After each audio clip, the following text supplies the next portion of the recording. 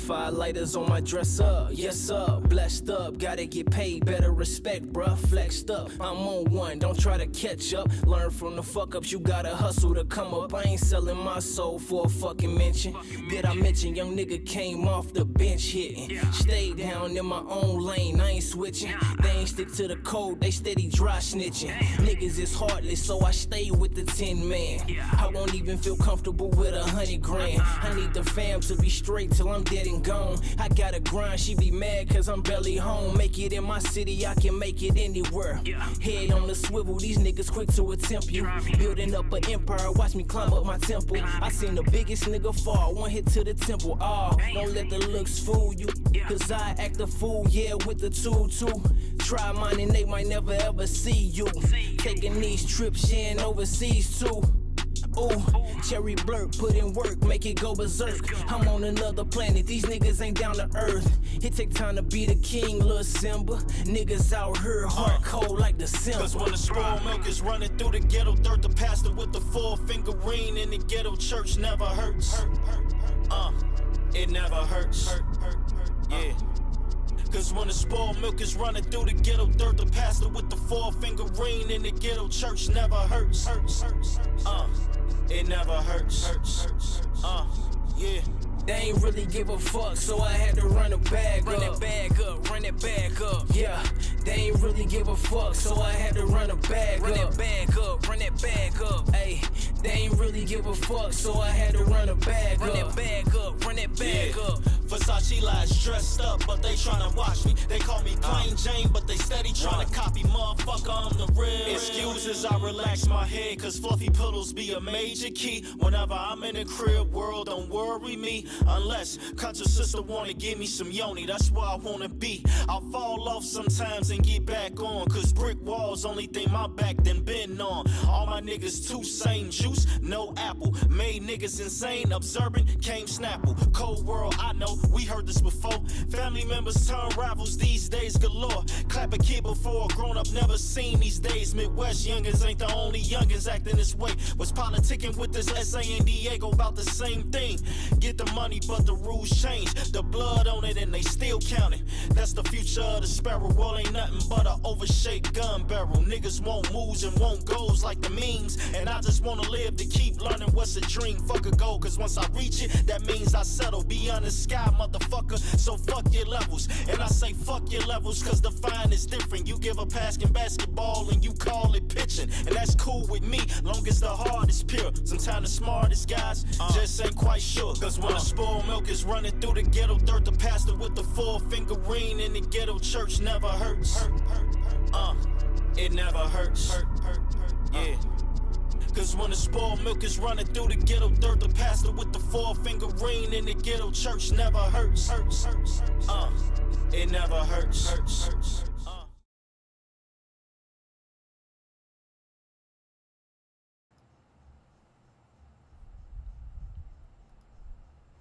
Oh, you better believe it. Dunn, Yeah. J Blunt, Okay. Done deal completely blunt. It's been a long time. We shouldn't have left you without a dope pod to step two, but we are back, bringing you the latest and greatest in news, sports, entertainment, and of course the culture. We got a special guest here with us today. Yes, sir, man. It's my boy Ron G, man. What's Ron the G. deal, fam? Yes, sir, man. What the business is, What who the- the witness is. What a business, man. Listen, man. Everything solid, though. Yeah, you know it, man. My boy Ron G, man. He said he taking place for Trey and Nikki. You know what I'm saying? Trey and Nikki, where you at? Shout out to Trey and Nikki, Shout man. out to Trey and Nikki. You know, our original co-host, man. But Ron G gonna hold it down for us tonight, stepping in place for them, man. For sure. You know, but before we get into some good talk, man, you know we gotta give our sponsorship some love. So, bro. Got you right here. 80 souls, high as good of mankind, for the only certain day is yesterday. Yes, sir. Pseudo Bakers and Pseudo Baker TV, cutting the cord, cutting the majors, cutting your bill. Yes, indeed. And I Live Productions, life starts, we in dreams turn into reality. And we want to give a special shout out to DOA, Dimensions of Ascension. Yes, Lord. Yes, Shout out Lord. my boy Tank the Machine, too. Shout out You to know, my boy shout out, Tank. Shout out to that boy Tank, man. Yeah, and I'm still waiting on that collab album from Someone and Tank, and I'm gonna keep saying it until it manifests into a project. I Lay that demonstration. I guarantee you, man, it can happen. It can happen. It can happen, and it ain't nothing. It's nothing. Shout out to Tank, man. We can do this anytime, man. Shout out my dog in the administration, man. Yes, so man, we was talking a lot of talk down here, man.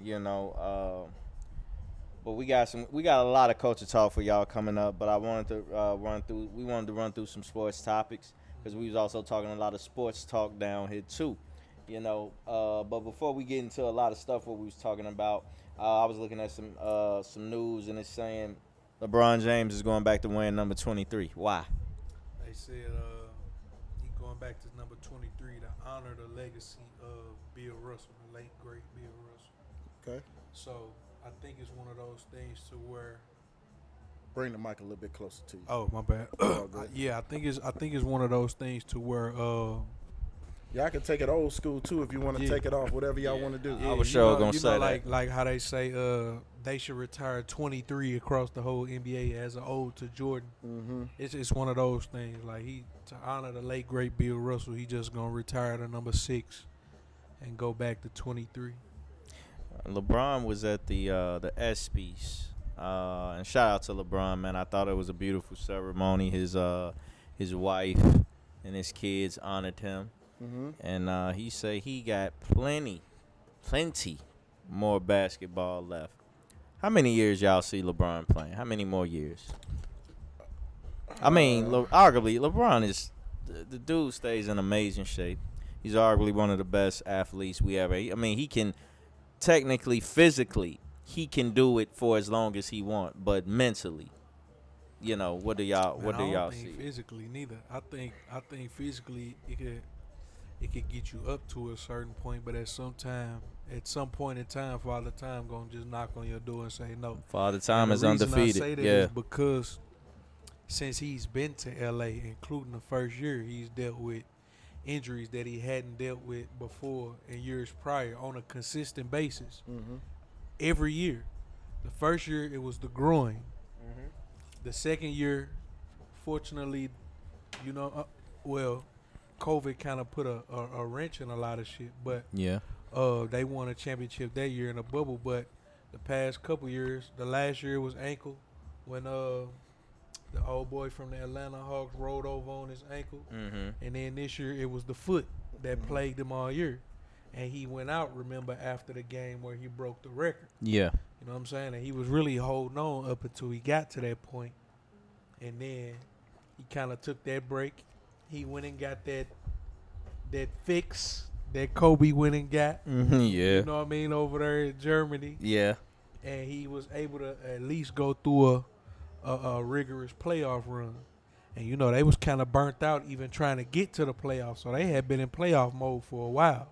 And then, you run into the eventual champs. And then they got knocked out. But to answer your question, I think he at least want to fulfill the dream and the goal of at least playing with or against his son when he get to the league. Right. That way, even if they play together, he can show him the ropes professionally. You know what I'm saying? His son may know, but he still don't know because he ain't in it. Exactly. Right. You Exactly. know what I'm saying? So he'll be able to show his son how to handle himself as a professional, what to look for. And if he playing on his team, then he can see that on a day-to-day basis. You know what I mean? How Word. to train, how to eat on a daily basis.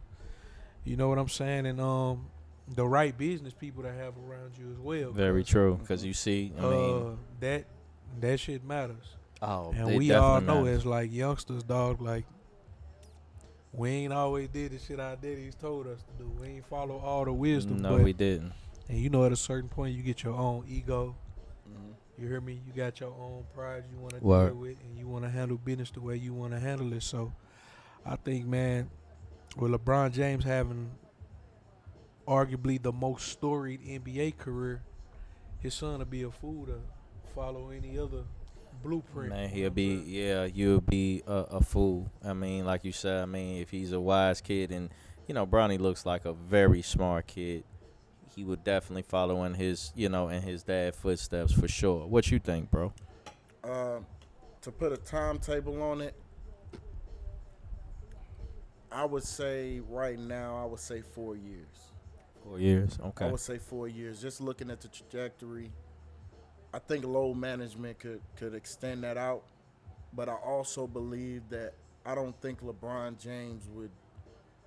I don't see LeBron James, even though he definitely could, ain't no question. But I don't see LeBron James like accepting a role coming off the bench, so to speak. I personally, as a fan, don't ever want to see LeBron coming off no I damn think bench. He I averaged 30 points. There's 29 points this year. Yeah, I That But don't that's what I'm sound saying. like a bench player. I don't. But Yeah, I I'm just don't saying, want to. I Yeah, don't think he would get to the point to where he would stick around. Oh yeah, LeBron's putting up 29 now. But I don't think LeBron would get to a point to where he coming off the bench giving you 15, 16 a night. I think he wants to go out at his peak, and that'll be it. But with his conditioning and his dedication to the sport, it could definitely take him further than that for sure. I think the common misconception amongst just regular fans is they don't understand that LeBron James is probably the smartest basketball player to play. Just because early on, remember, it was strictly athleticism that they was grading him on. Yeah, they say that's all he had. He ain't had Yeah. nothing else. He didn't, and then what plagued him. What plagued him once he got to Miami and ran up against Dallas, who had the #1 defense that year. Because remember, they ran LA and them out the playoffs as well that year. word. Ramshack Kobe and them. Yeah, they did. Uh, Big time. And LeBron, at that point, he was literally just moving off of talent alone. He didn't have a post game. He barely had a mid range. Yeah, He was still fast and strong enough to blow past any and everybody.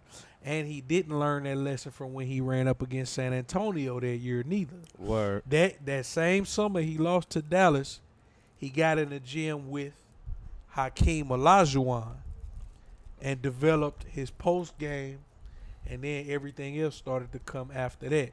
And he really learned how to add more and more to his game over time. You know what I'm saying? Along with the intelligence that he already had, which was severely underrated up until he got to that point. I honestly feel, talking about LeBron, and bro, I told you this before, Ron. I don't think in our conversations I told you this, but I truly feel that LeBron James, the LeBron James that when we're comparing to Jordan, I think that Miami LeBron James was the greatest version of LeBron James too. We have an argument there. It's arguable. It's arguable for sure. I don't think it's close, honestly, dog. Miami LeBron was Miami different. LeBron definitely was different. I ain't Miami gonna- LeBron, even though I hated them, because being Couldn't that stand 'em. I'm a Bulls fan, I was a Bulls fan. They had that rivalry with the Bulls them few seasons, especially during the height of Derrick Rose, era in Chicago. Man, LeBron used to be a problem for us. So that's the only reason why I would agree with you, bro, and say yes, because LeBron used to, it was something about that Miami LeBron just used to Miami get under my LeBron, skin, especially in that second year and that third year when they won the chip. It was like night and day from the time he left Cleveland. That first year where he shrunk in the finals to just that growth. I'm like, that's the nigga right there. That's the nigga. Y'all Jordan, yes, that's the nigga. Mm-hmm. Because he was efficient. His placement was just off the charts. Man. I'll tell you this. It's one game as him as a Heat that will make me stand on what you said, bro. And it had to be that Game 6 in Boston where they were getting ready to get eliminated, and LeBron looked like a damn demon. The boy like he was somewhat possessed, man, and just went ape shit, put up 45, because he said they was being threatened to be broken up by Pat. and if they didn't win that game, and he said he didn't want that, but it's arguable. It's arguable. What you think, Ron G? I mean, what you think about that version, LeBron of Miami? I think that version of LeBron was superb, but I don't think nothing compares to LeBron James and his second stint with Cleveland. That's That definitely that Miami LeBron couldn't have did what he did against Golden State when they beat them in 2016. That version of LeBron couldn't do that. And this version of LeBron, he dominated the East his whole career. But where it was really undisputed, where you ain't got no Boston to run up against, you don't got no Indiana to run up against. Everybody knew.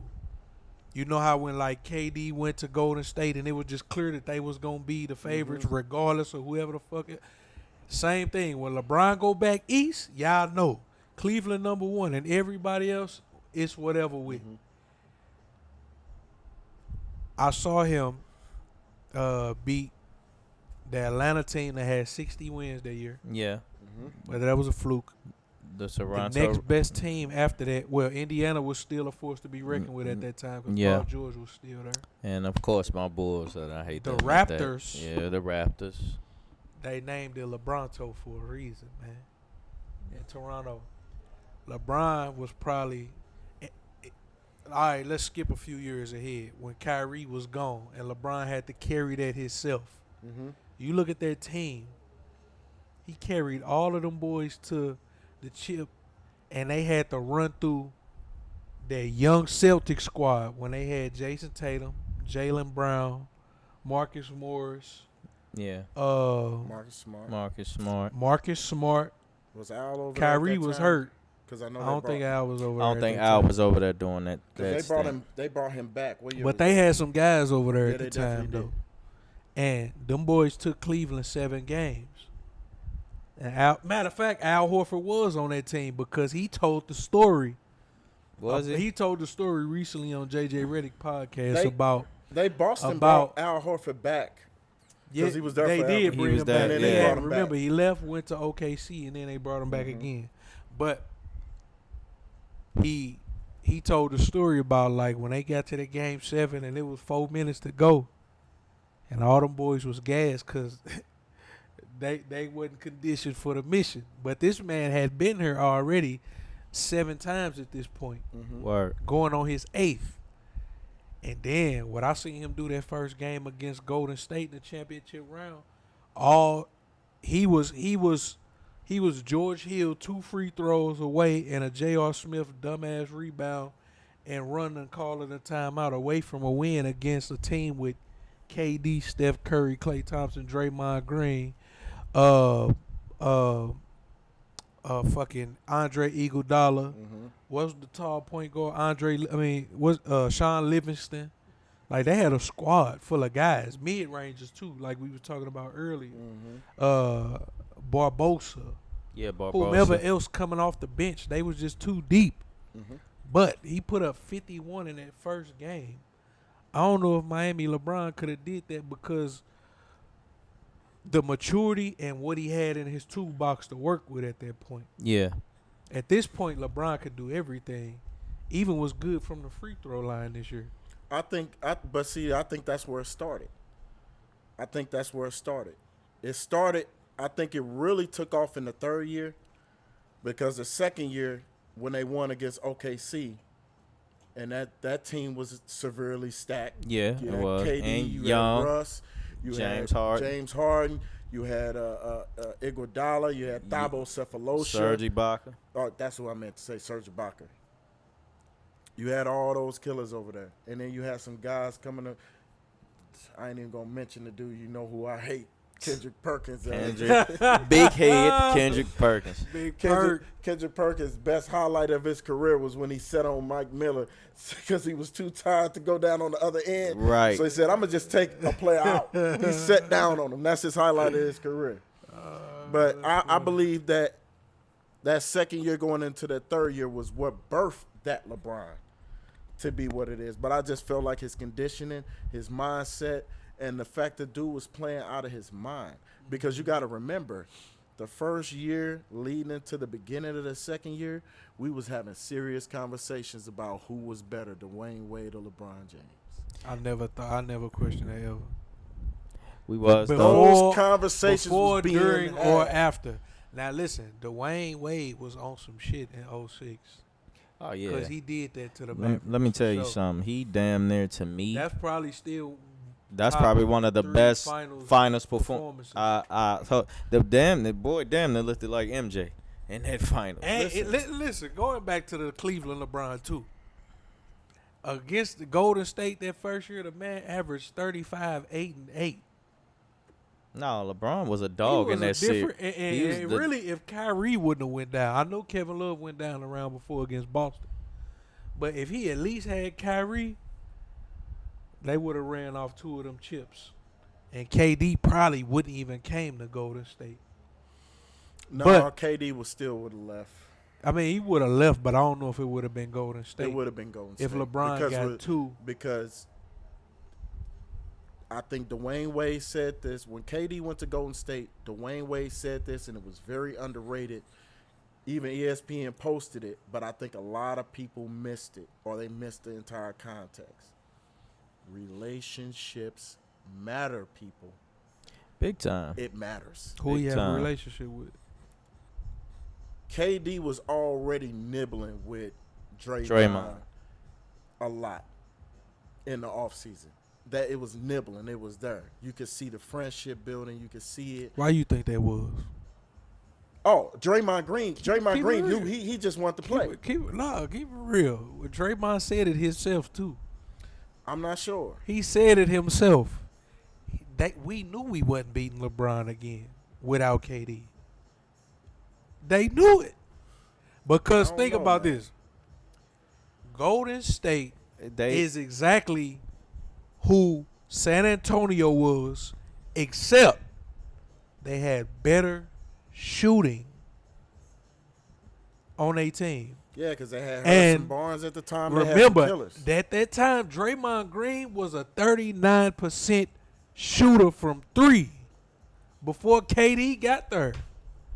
He was shooting 39% from 3. He was a defender, which Tim Duncan was. He passed the ball more than Tim Duncan, though. Mm-hmm. Steph Curry was he's an upgrade over Tony Parker, we would agree. yeah. Klay Thompson is probably the second best shooter of all time. I think second purely, best. I think pure shooters, when we're just talking pure shooters off the ball, I don't think there's anybody that's ever been better than Clay. And you can argue that. Off the ball. That's That- legit. That's a legitimate argument. legitimate argument. argument. Andre Iguodala, who's probably a better 6-man than Manu. Oh, without question. And Without Manu question. was nice, Manu but was he solid. wasn't a good defender. No, he yeah, wasn't. yeah. No, he wasn't. You right. I give you that one. Mono was not a good defender. They had a bench. They had depth, like I said. Sean Livingston, Leandro Barbosa, all these niggas they could shoot and threes. they were Out big. the wazoo, they had Andrew Bogut, a rim Yes, defender. they had. The They had player, a top 5 defense. Yeah, the player you forgetting about is Harrison Barnes, man. Harrison Barnes, Harrison Barnes. Barnes. Was a nice dog. mid range. But that's the thing, They and had that's what all I 3 levels. and this is what I was gonna say. If if Harrison Barnes, if they would have fulfilled him with that position and just say, you know what, we don't need a KD, we just gonna keep Harrison Barnes. Crazy as hell. No, they were not gonna beat LeBron Crazy as again. hell. They KD. had Harrison Barnes had to be sacrificed Oh yeah, yeah. for Oh, to get KD. to get KD, yeah, absolutely. You know, Because Harrison absolutely. Barnes couldn't offset LeBron James. no, he couldn't. And I liked Harrison and, Barnes, and, but and not for no. yeah, like we figured this out. We know what because you got LeBron, who could nobody. I mean, in a way, J.R. Smith and Clay kind of offset each other. Yeah, Essentially the same thing. Clay just shot the ball better. I'll say this. Hold on about JR. I don't want to get blasphemous, but J.R. Smith is a poor man's Carmelo Anthony. No, he a poor man. No, he is. Klay Thompson. Nah, he ain't Clay. Because before the injury, Clay was the best two-way player in the league at that point. No, he wasn't. No, He's he better than Kawhi. He was wasn't better offensively. Klay than Kawhi. Thompson? No. No. Hey, yo, don't say no shit. No, like Clay is that, definitely man. one of the best Yo, at that time. at One of the that best time. two-way players. Yeah. Oh yeah, at that He time, wasn't the Klay. best, dog. It was Kawhi, bro. It was Kawhi, dog. Maybe I'm Klay just. Maybe ain't never been I don't that like close. Kawhi that much. Clay ain't never been that close to Kawhi. We Kawhi can't do was that, a good- dog. Kawhi was a great We player. can't do Is that. a great player. Clay ain't never been better than Jimmy Butler. That's not Yeah, no, that's not true, bro. That's not I highly disagree. That's not true. Klay Thompson was Klay Thompson- way better than Klay Jimmy Thompson- Butler at one point. listen- Not now. I give you that now. Yeah, now, yeah, Now, yeah. but no, Back- not then. think And I've about it, seen bro. plenty of games where Klay bust his ass. And you got, but this is what I Jimmy mean can't- about Jr. This I what didn't say he mean. couldn't. I ahead, just go say ahead, I've go seen ahead. plenty of games. This is what I mean where- about Jr. When Melo is hot, when he's hot, and he's going on that streak where the nigga just can't miss, there's damn near ain't nobody better, bro. But JR was very similar in that regard. When JR was hot, the nigga could not miss.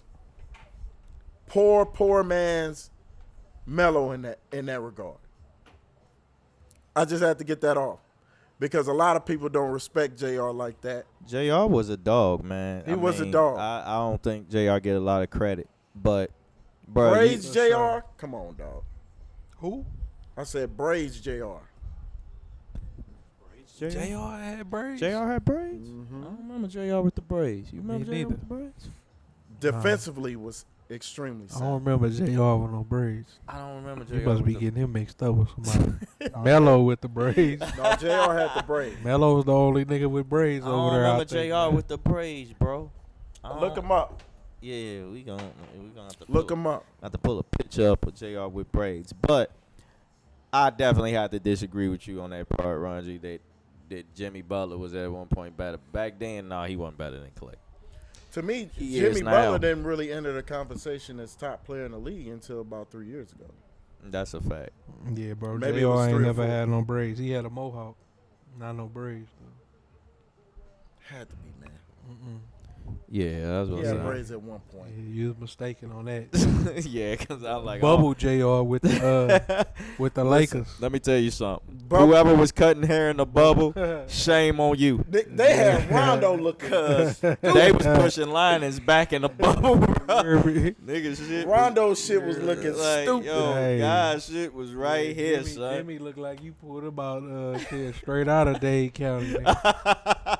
On me. They was best. They was Like, jacked you up. pulled that nigga straight out of Dade County. Maybe they homie. wasn't braids. Maybe it was dreads. Maybe that's what I was thinking. Nah, That he ain't nigga had ain't that had either. dread. He ain't never had long hair, bro. Yeah, he was out the league Yeah, by he that out time. of the league, dog. He was out the league by that time. That man done it. He didn't even exist in the league with that. Yeah, that's when he went to college and stuff. Man. Maybe I'm thinking about somebody else. Yeah, man. But JR, when he was hot, But it wasn't nobody better, man. but Oh, Smith. briefly, I know we said we was gonna, try to get to our culture segment, a little faster. But being that my man Ron G is here, and we touched briefly on this last night. We in the biggest month of it all, man. Crawford versus Spence Mhm. happening on July 29th. Mm-hmm. We've been waiting on this fight for about 3 years now? I've been waiting on it for about 4 years. About 4 years. Probably longer than that. And they finally happened. So, I was waiting on Bud to come up from 140 to 147. He came up, yeah. and Bud has knocked out everybody he's faced at 147. Everybody. Nobody has went the distance with Crawford at 147. And at that time, I felt EJ was ducking because it was a 70-30 talk and 80-20 all talk, and type then of. talking about size of the street, and then talking about the routes, and then I had to step back and remove myself, and I was like, Bud was undisputed. Bud was undisputed at 140, so he could have went the IBF route, but he decided to go WBO route. And what I mean by that, if you're a champion at a lower weight, you can petition the sanctioning body. When you move up in weight, you can vacate your title at 140, and you can fight the champion at 147 immediately. You can make yourself the mandatory. You can even jump over the mandatory or the interim champion, and you can go directly at the champion. Mm-hmm. But it was a lot of back and forth. Networks played a lot in that, of course. But So we finally do you get think it. the stall out was, I don't mean to cut you off, but you think the stall out was due to, number one, we did have a period in there where the Yeah. world was shut down. Yeah, that's true. So let's say we eliminate 1 year. So we get a 3-year build up, right? Do you think they were trying to facilitate a very large payday? I believe And they just played the politics in the media? I believe what it was, what I truly believe what it was it's very, very difficult. If you're signed to Top Rank and another fighter is signed to, if you're signed to Top Rank, that means you are ESPN fighter. Because Top Rank has an exclusive rights deal with ESPN. If you fight for the PBC, then you fight exclusively for Showtime. Mm-hmm. Unless you're going to make that motherfucking bag. Those guys typically don't come together. We've seen it with Pacquiao and Mayweather. We've seen it with Tyson Fury and Deontay Wilder. We've seen cross-promotional guys go over. We're even seeing it with Monster Inouye and Cool Boy Steph. They're cross-platform and promotional companies, and they're fighting. They're only doing it under certain circumstances, and I believe they were either waiting on Bud to leave ESPN, which he did. He became a free agent after the Sean Porter fight, or it just got to make a lot of money. And I feel like because Bud, if you fight for it's two types of ways you get paid, right? So if you fight for ESPN, you have a very high guarantee. And the back end money is what it is. It's not necessarily high. But if you fight for Showtime, it's the exact opposite. Mm-hmm. Showtime, you'll get a very low guarantee if you're a pay-per-view fighter. If you're a pay-per-view fighter, which Errol Spence is, you'll get a low guarantee of $1 million, $2 million purse, but you'll get a significant portion of the back end because that's how they decide to set up the business, which makes sense. I get it both ways. There's more than one way to skin a cat, but they were not willing to give him that type of guarantee right up front, and then ESPN is still going to take a nice cut of the pie. So it made sense that now that Crawford is a free agent, everything's under one banner. You don't have two promotional companies taking a piece of the pie, because even with the Ryan Garcia and Tank Davis fight, everybody knew that was going to make money. Because Ryan has an incredible following, Tank has an incredible following. It just makes sense because they're going to make the money, and they did. They sold about 1.2 million pay-per-views, the biggest pay-per-view in a long time. But I just think it's part of it is timing too. And even though I call bullshit on that, I understand the business. Mm-hmm. So who you got, Ron? Who you got, bro? See, fucking with my boy E over here, Yeah. he made me innately pay attention to boxing a little more over the past couple years. So I've been studying some of these dudes. Mm-hmm. And my honest opinion, and very objectively, I'm going to go with Bud. Mm-hmm. Because me watching both of them and breaking down the film, Yeah. on film, Bud looks like the more technically sound boxer.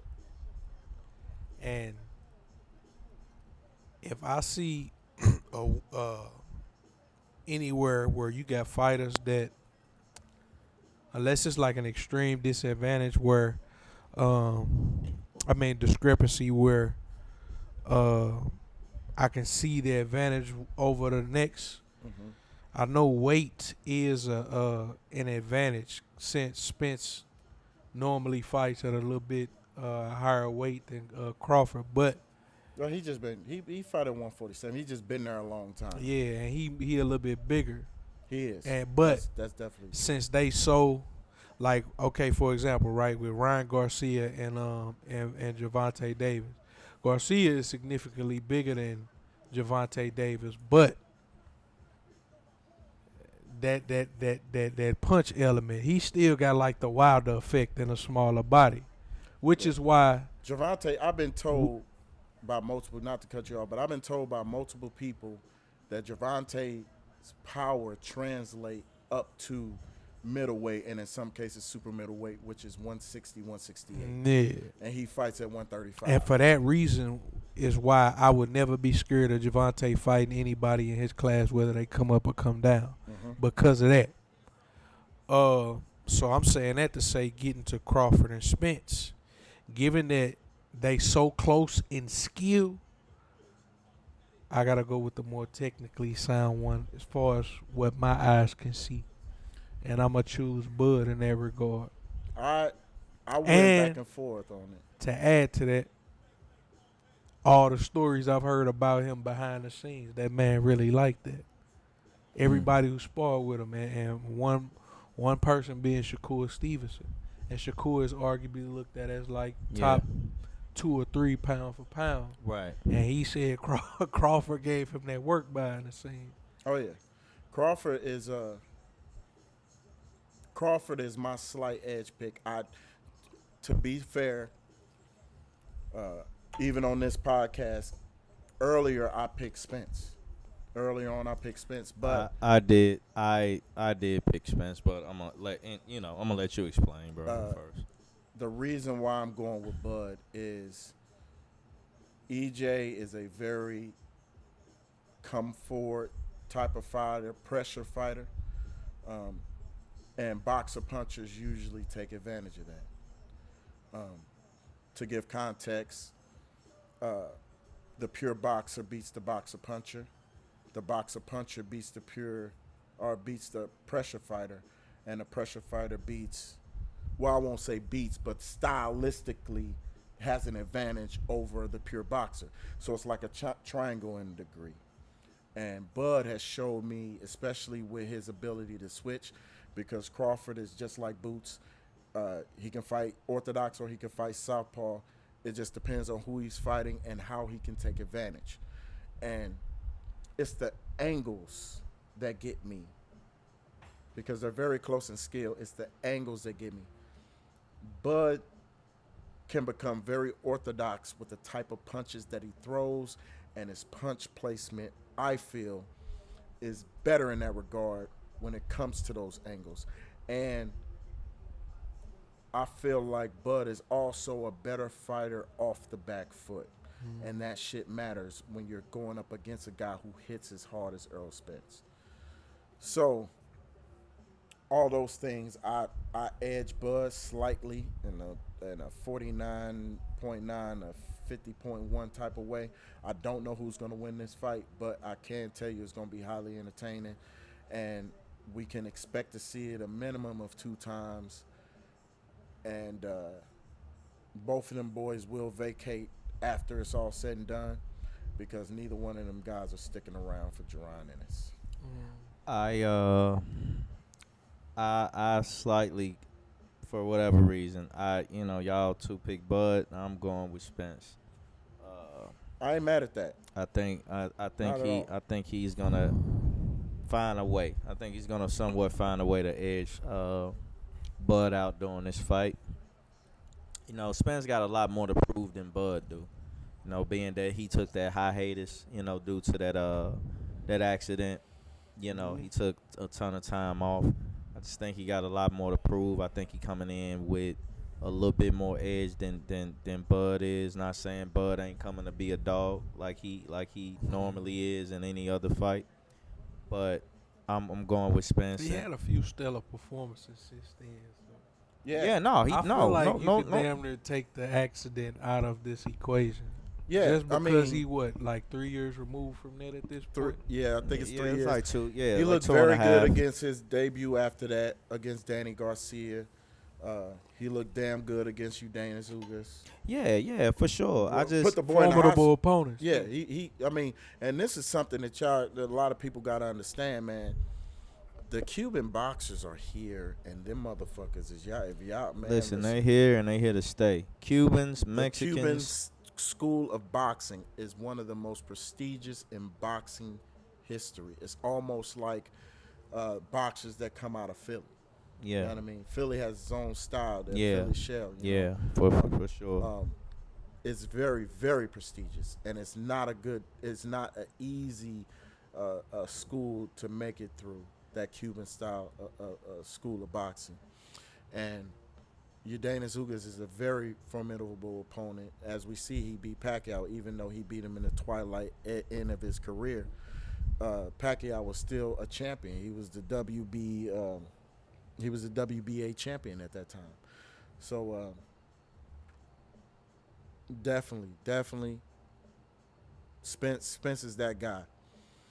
It's little things, man. This fight could go either way. It truly can. It definitely can go either way. And I'm excited for it. I'm definitely excited. The fight is July 29th. And if you don't know where to catch that fight at, or you have nowhere to catch that fight, it's a way you can. Tell them how they can, bro. Pseudo Baker, 314-881-8785, because I know you motherfuckers don't buy fights. You don't buy fights. You don't support the fights. But y'all still it like a motherfucker, so make the money with me. Right. You might as well, man. So y'all already know it's a way that y'all can watch the fight. If y'all ain't going out for the fight, y'all can just call my bro, man. And Y'all can have the fight I'ma before tell July y'all 29th. this, man. I get all the fights. All of them. Small, big, don't matter. And I'm still buy them all. My boy, the fight, man, for real. He's the fight, man, I for buy real. them all. I tell people, Look at all man, them damn belts on you the ain't face. been to a fight party till you been to my bro. I don't know. It might look like Vegas in here on July 29th. Who knows? With some money on Vegas the floor. might be here. It might be a crap table down this Shooting motherfucker. It this might be slot motherfucker. machine. Vegas might be here. We So don't. many Might people. be paper on the floor. So many people hit me up, was like, bro, you having a fight party? You goddamn right. What kind of question? What is type of that? question? What's I up? tell you this: if bro ain't having a fight party, I'm dead. I'ma call and they're check all on him. locked up. Yeah, I'm gonna be worried. I ain't gonna even lie to you, man. There's so many people I'm talking have to about come over coming. here and check on my bro, man. I'm not cooking that much, man. Yeah. I think I'm gonna go ahead and have Get some cake. Gobble Stop go ahead and cater. You gotta get them early though, bro. Boy. Oh Yeah, so the boy. order already in, bro. He said, They "Oh, only, they only open 3 days a week. Right, the order already in. Bruh said the The order other is 2 in. days of the week they only do catering. Mm-hmm. So I got my order in early. We're gonna have the chicken wings. We're gonna have the tips. I'm gonna go grab Boy, some. hey, you them you smoke looking wings. out for your brother?" You already Hey, them know I smoke got. wings from Gobble Stop. Yes, Some of the best I ever had. I'm trying to tell Them you. smoke wings, dog. They literally some of the best I ever had. Yo, dog. I want that motherfucking recipe so I can figure it out myself so I can start doing Hey, it. and I like my wings with a little. You hear me? With a little sauce here and there. Mm-hmm. Yo, them I some do of the best think- smoke wings I ever had. Dog. I do think I don't like making them style wings all the time because it's so time consuming. But I have this new recipe called smoker fried wings. And what I do is I season them up nice and well, and then I inject them with butter and some other special shit. Right. And then I smoke them low and slow for 2 hours with wood, and then I take them off, and then I sauce them again, and then I fry them bitches. I did it the way I wanted to one time. And I'm like, yeah, I got some with this. It's just they take so goddamn long to make. They like my damn ribs. Like, I got a new recipe with the ribs, bro. I got to get Miss Molly down here to review them ribs because I'm telling you, they competition style. The last ribs that I did for 4th of July and for my wife's family reunion, everybody, who made these goddamn ribs? She just reviewed some shit like an hour ago. and Your- her shit just Your went wife up. do reviews? She do food reviews. Oh, that's what's up, man. Yeah, she just did some numbers on some little bullshit she was eating. But yeah, I'm sure that'll be something that Yeah. That go crazy. And I definitely want her. I definitely need her to review them motherfucking sliders, because I do turkey sliders now, beef Them sliders, salmon sliders chicken, is and a the salmon. I'm trying to Those tell are you, classic. classic. Yes, sir. Oh, yeah, you can't go wrong with those, man. Yeah. But that's gonna wrap up our sports segment, man. I think we got a huge culture topics coming up, man, because we got a lot to talk about in the culture, man. You know, but you already know what it is, man. Shout out to Trey, Niggy Love, my boy Ron G came here to hold it down for them today. Absolutely. You know, and y'all know what it is, man. We'll be right back after this, man. Before we go away, Yes, sir. I know I said this yesterday, but I'm gonna say it the fuck again, because it needs to be said. Okay. The only fight for Tank is Devin Haney. And the only fight for Devin Haney It's Tank. is Tank. If Tank send Devin a contract and he don't accept it, and I said this yesterday, bro. Everybody know how I feel It's no about Devin. favoritism. Ain't no favoritism over here. If you don't accept that contract, you a motherfucking duck. You are part of the group called the DuckTales. Ducktail report. And it's a lot of DuckTales going on in I boxing. call right it now. like I see it. And I'm Okay, so what about this? Do you think Javante can skip right to Shakur? no. Or is that No. the other way around? No. Shakur needs to fight Frank Martin. Because Frank Martin been calling this dude out, been talking major So is shit. he going Duck City, or is Shakur I call trying to Shakur line duck. up Devin Haney? I call Shakur duck because Devin sent him a contract and he turned it down. So I called him a duck. But even though I would have been happy to see the fight, and even though So all the posturing Shakur doing towards Devin Haney is just cap, is what you're saying? cap and crunch. Yeah, because he 'Cause he showed sent was the just in the bottle. ring talking. Yeah, talking he sent the cash money bottle shit. to Devin Haney, talking about sign a contract. At the end of the Loma fight, you hop in the ring talking about whenever we sparred, I always got the best of Devin. Oh, I like that talk. I love it. But yeah, when you get a contract, boy, you got to sign it. Or if you at least don't sign it, don't tell the world that it ain't enough money. Don't tell us. Tell Devin. So out of their class, who is the guy? In my opinion, I believe that Shakur beats everybody. And this is coming from me, who was a Devin Haney fan. And do he dominate his? He don't dominate nobody, but he beats him. I believe he beats Loma. I believe he beats Frank Martin. I believe he beats Tank, and I believe he beats Devin. I believe he beats Josh Taylor, T.O. So what's Regis. Tank rank amongst those guys? In my opinion, I got Tank at 3. Do any of those guys beat Boots? Hold on, wait a minute. Before you answer that, is Tank the most dangerous in their class? Tank is definitely the most dangerous because the way Tank is dangerous, and it's not because of his power. It's not. It's because of the way he sets up his power. If you look at the way Tank knocks people out or gets stoppages, like the Rolly fight. We was watching the Rolly fight down here. Motherfucker was like, man, I don't know what the fuck Tank doing. He's setting him up. And what he do? He set him up. And then as soon as Rolly threw some wild overhand shit, and Rolly ain't no good fighter, but as soon as he threw some wild overhand shit, stepped back, landed the clean shot, put his ass on the ropes like Martin.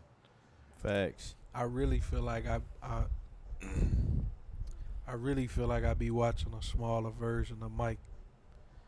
Not as much of a technician because I don't think Mike got the credit for being He as didn't. skilled and He didn't. as technical as he and, was and as a, a boxer. and a great defensive fighter.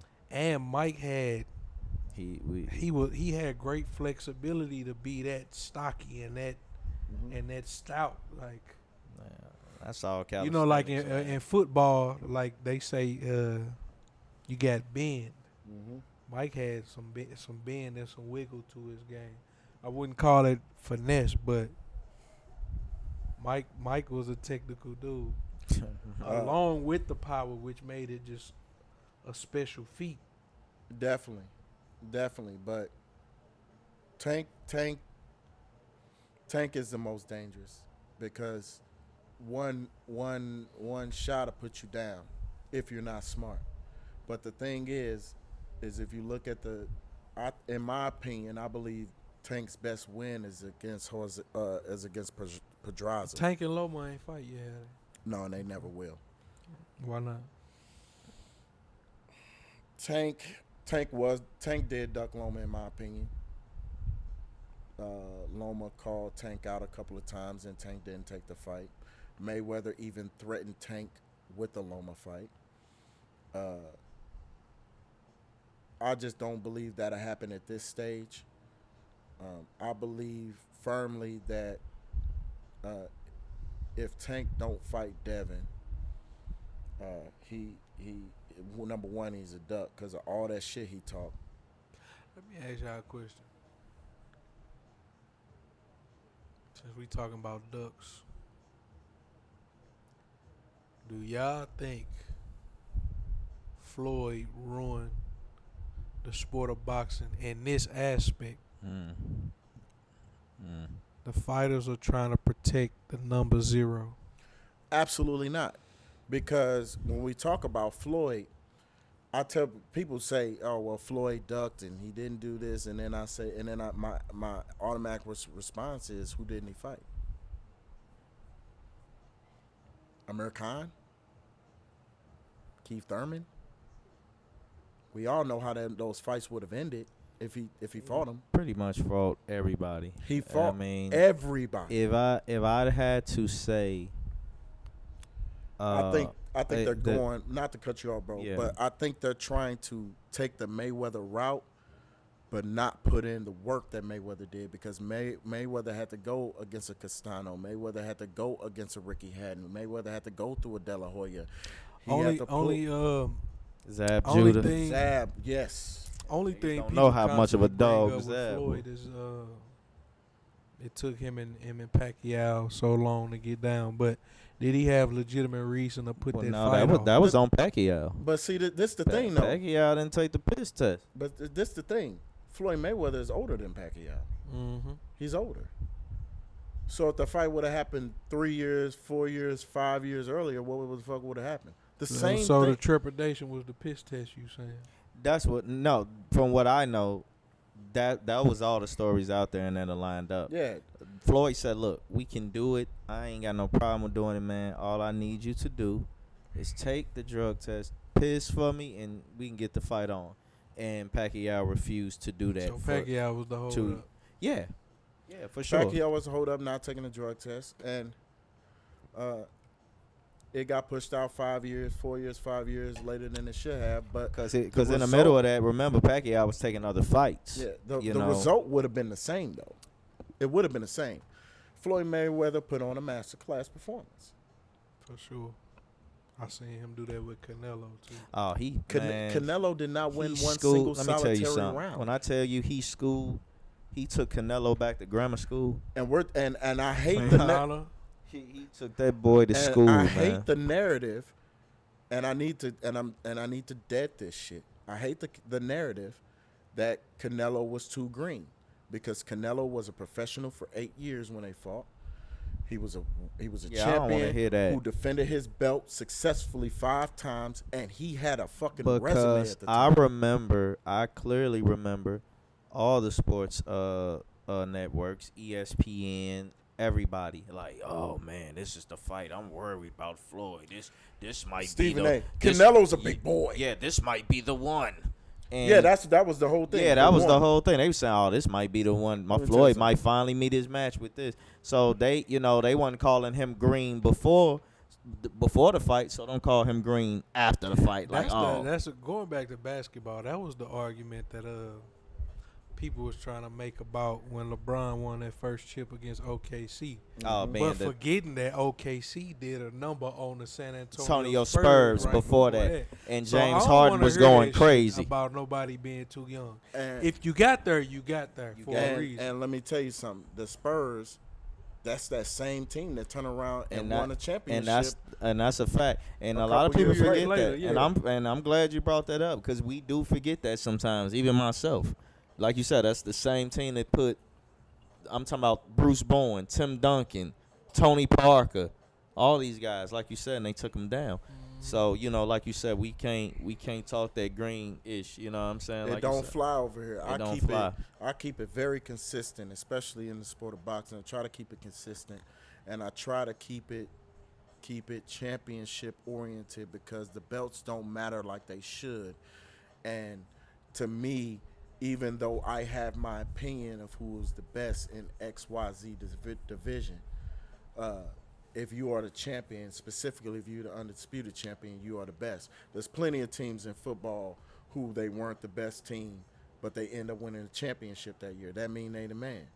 It's plenty of teams in basketball who they weren't the best team that year. I mean, how many times have the Denver Nuggets had the number one record or the number one out of the West, right. but they couldn't make it to the promised land? They did this year.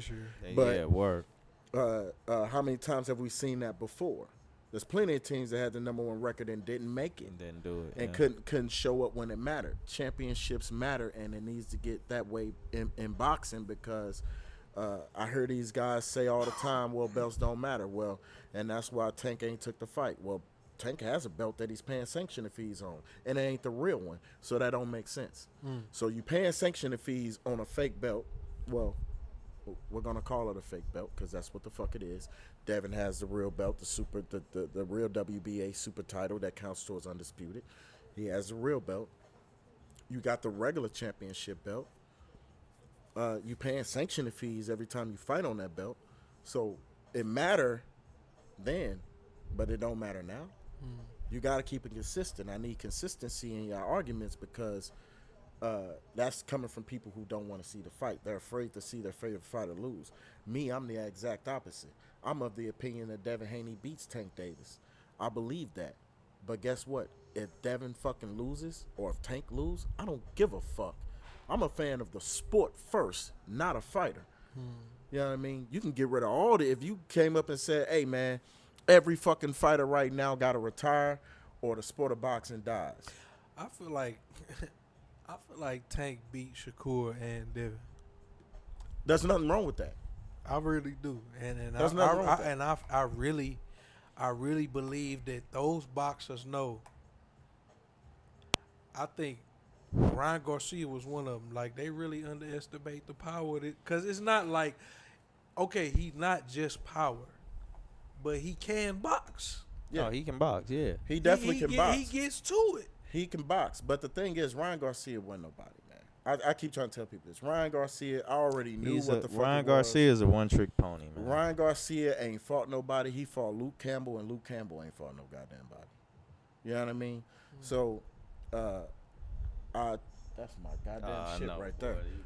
Almost. Damn near need a praise break. Almost dropped this mic, Nate. Almost dropped this mic. Word. But man, yeah, Tank is that guy. He's official. But the thing is about Tank, I've seen you, and I pay for enough goddamn Mario Barrioses and enough motherfucking Rollies and enough goddamn Ryan Garcias. It's time for you to step up and face the best competition in the fucking division. You're 28 going on 29. You're in your prime, but boxing, you don't last as long in other sports because you're taking hell of a punishment. You can literally die in the ring. We've seen it with guys like Patrick Day. Yeah. Listen, it's time for you to step up and fight the best competition. The three guys in and around those divisions that I give the most respect is Devin Haney, Loma, and Teofimo Lopez, and, for George Kambosos, because these guys fought the guys that we felt were the top guys in the division, the champions, the guys who we say are the man. That Tank needs no more. I'm not buying another Tank fight if he fighting another goddamn. If he rematch Eastside Cruz, it's a motherfucking duck. If he fights somebody else that ain't one of those guys I just mentioned, it's a motherfucking duck. Really, if he fight anybody other than Devin, it is a motherfucking duck unless he sent the contract to Devin and Devin didn't accept it, then Devin is a duck. So like I said, before we end this topic, I ask you this question. Who, any of these guys we name, who can go toe-to-toe with Boots? None of them. Boots is 2 weight classes above all these dudes. Fighting at 147. Even though they rehydrate the 147, 150 during fight night, they do. Just keeping it in a buck. All of them do. Not just anybody, they all do. But Boots, number one. The dude is 30-27. Or he's 30-0 with 27, 28 knockouts. Boots will put the lights out. I think Boots beats Crawford and Spence.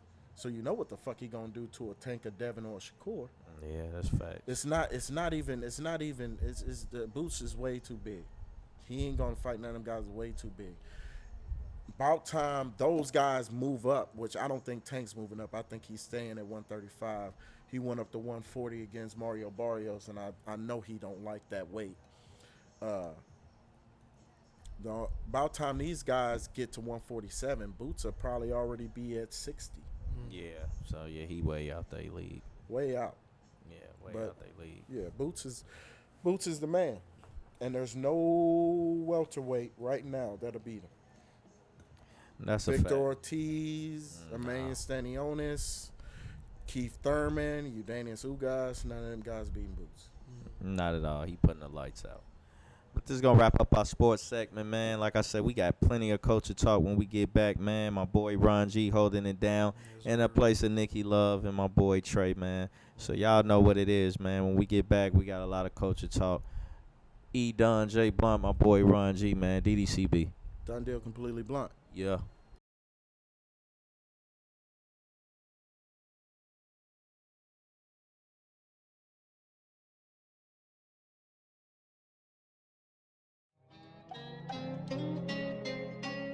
DOA.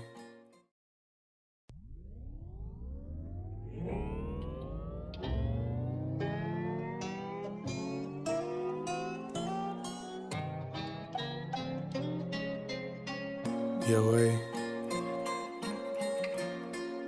Ain't no such thing as secrets. The answer's right in front of you. Yeah.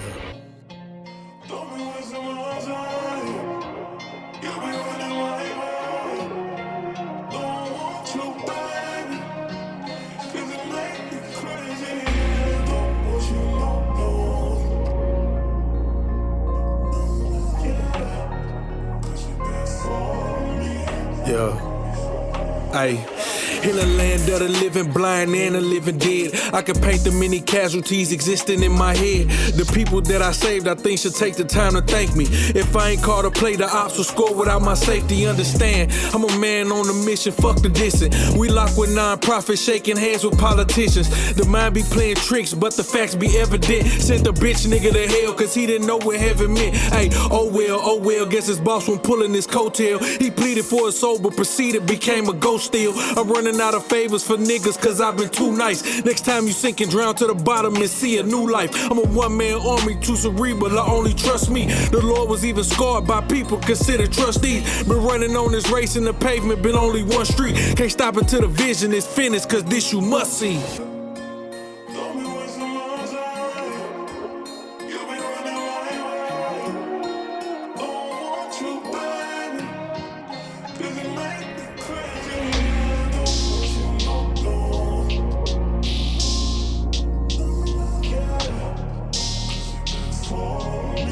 Yeah.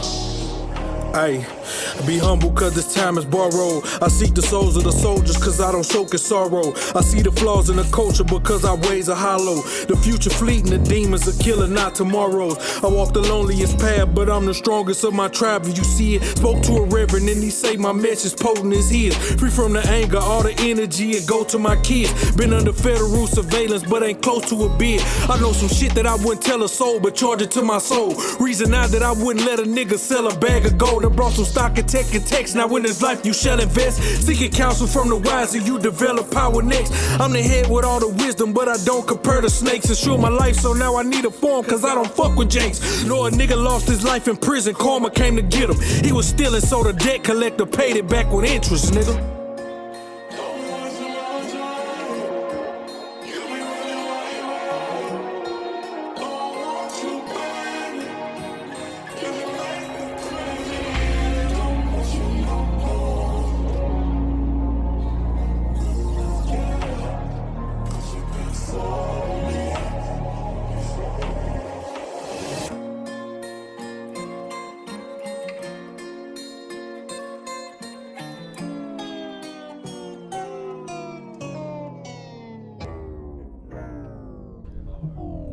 And we are back. Welcome to Dunn Deal Completely Blunt. Yeah. Your host, C. Dunn, my brother, J Blunt. We got a special guest, Ron G, in the building. Yes, sir. Filling in for Nikki and Trey. Absolutely. And y'all just heard a snippet of Ron G's new project. I don't want to take his thunder. Go ahead. Tell the people about your new project. Yeah, man, new project. Still in the works. yes. But that was the intro to the project that I got coming called Ain't No Such Thing as Secrets. And that title of that record was called Cerebral. That's the intro to the project. Man, bro, I tell you that intro is definitely it's a mean intro right there, bro. It's a nice way to start off a project, man. Yeah, I definitely personally can't wait till you put that out, brother. The whole project this time around with a project, I wanted to make sure that work on a project with no skips, no fillers. Word. You know what I'm saying? Word. Like music that you could thoroughly enjoy from front to back. How it's supposed to be. And yeah, man, I think this is gonna be a strong one, especially the marketing plan I'm gonna put together. So yeah, that's gonna be one of the ones for me. Definitely some of my most fun that I'm having creating a full record too. So Yeah, man, that's what gonna it's be all crazy. about. You know, I tell people you gotta have fun when you're making a project. You just gotta be in a groove, and that's the only way to make music. You know, is to enjoy what you're doing, man. So I definitely I love that joint right there. I love the title of the album. yeah, I definitely can't wait to hear what you got, bro, Yeah, man. it's a prequel to another project I'm working on. It's called If You Looking For Me, Follow the Light. Definitely. But first, ain't no such thing as secrets. Okay. So I love it. it's a process in between both of them though that it's painting a picture from where I'm headed. You know what I'm saying? So yeah, it's I think it's gonna be that shit though, for real. Nah, man, I love it, bro. I love it, man. So we out on the culture. We at the culture part of our segment, Indeed. and what a nice way to start off with an exclusive from Ron G. Word is bond. But starting off with the culture topic, man, we was having a lot of hip hop historian talk before we started tonight, and we was talking about like top fives and top albums and this, that, and the third. So like you said, outside of the top five, man, and everybody got they top five of who they want. Like you said, we don't be hearing about that other five or the other 10. Yeah, I don't want to hear about the top or the 15. Yeah. We tired of the argument of the normal top five. You know what I'm saying? But we want to hear like other people who, other artists who ain't in your top five, but they deserve some flowers, man. Who would those artists be? Well, just to get those guys out of the way, because I don't want y'all to think we crazy as cat shit. Yeah, please. Okay. We're not going to mention the normals. So no Pac, no Big, no Jay, no Nas, no Snoop, no Eminem. Because I feel like no matter who you talk to, I feel like kind of those guys, at least four of them are going to be in your top five. And I'm coming to realize, too, bro, I don't know if I'm just old, but half of these motherfuckers wasn't even living or was babies when Pac and Big and these niggas, you know what I'm saying? I'm 36, you know what I mean? So, Pac been gone damn near 30 years, man. yeah, you know what I'm saying? Nigga, I was, what? Yeah, I think was that's 10. one of those. I was 10 when Pac died. I think that's one of those subconscious lists. Like you heard people say it so much, it's just it's easy to repeat. Yeah, I think it's true. I think it's true in context though, because you talk about Pac, who has 19 official albums, and out of those 19, is they him though? They him. That ain't the realest, is it? I know you feel a way about. I know you feel a way about loyal to the game. I know you do, but I fucks with loyal to the game. I know you do, right? I just feel like have to put this in context. There's no less than 3. Oh, and here we go right here. Breaking news. Alicia Baumgartner defends her title, and she is still the undisputed champion at 130. There she is, as fine as she is, and still the champion with all the straps. With all the straps. Shout There out it to is. Alicia Bunga. With your fine ass. Yeah, I just seen an interview with her, man. She was looking real good, man. So that's breaking news there. But back to the point, I still feel like there's 3, no less than 3 YouTube channels right now that all they do is talk about Tupac, and they interview the people around Pac and Big during that time. Vlad, one of them. Yeah. I'm not even counting Vlad. There's literally 3 channels, and that's all they talk about is that era. As great as Michael Jackson was, as great as Beyonce was, as great as Jay-Z is now, as great as Nas is now, as great as Snoop is now, Kanye, Wayne, whoever you want to put in there.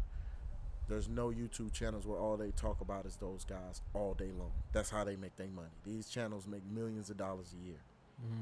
And it just goes to show because these guys have been gone, Pac and Big, But for damn near 30 years. I think one of those reasons too is the fact that it wasn't. You gotta understand, the window that Pac and Big existed wasn't even that It was large. very of a margin. short. That was Very a very short. short period of time. Yeah. And Well, we for talking. Pac, he had a little bit We longer talking run. maybe, and Pac peak was only about 3 years. 3 years, Maybe maybe 4. less than that. Well, hear me? when he was on, Well, before he got with Aftermath, or before he got with Death Row, he was a big artist. But at that time, it was Snoop. It went to a different level with Death Row. Yeah, it Yeah, went to a it different went level. to a with Death different Row. level. And for it was sure. after he got out of jail. And remember, that was only a 6-month window. Right. From- Because he only did from, 2 albums. When Pac died, September or September 96. September. Mhm. So March to September. That was the peak. Mhm. And then he died in the middle of being the hottest flaming artist in hip hop. Absolutely. That was like, and the reason I think that was so impactful is because that was like the greatest ascension to fall we've ever seen in music, in hip hop. Yeah, the dude. Nobody ever imagine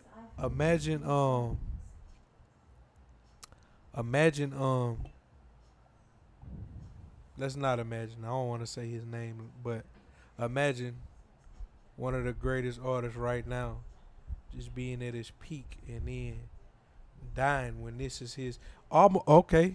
I mean, Nipsey damn near. yeah, I was just about to say. Yeah, Even though he wasn't as revered as Pac as an artist Mhm. before his death, Right.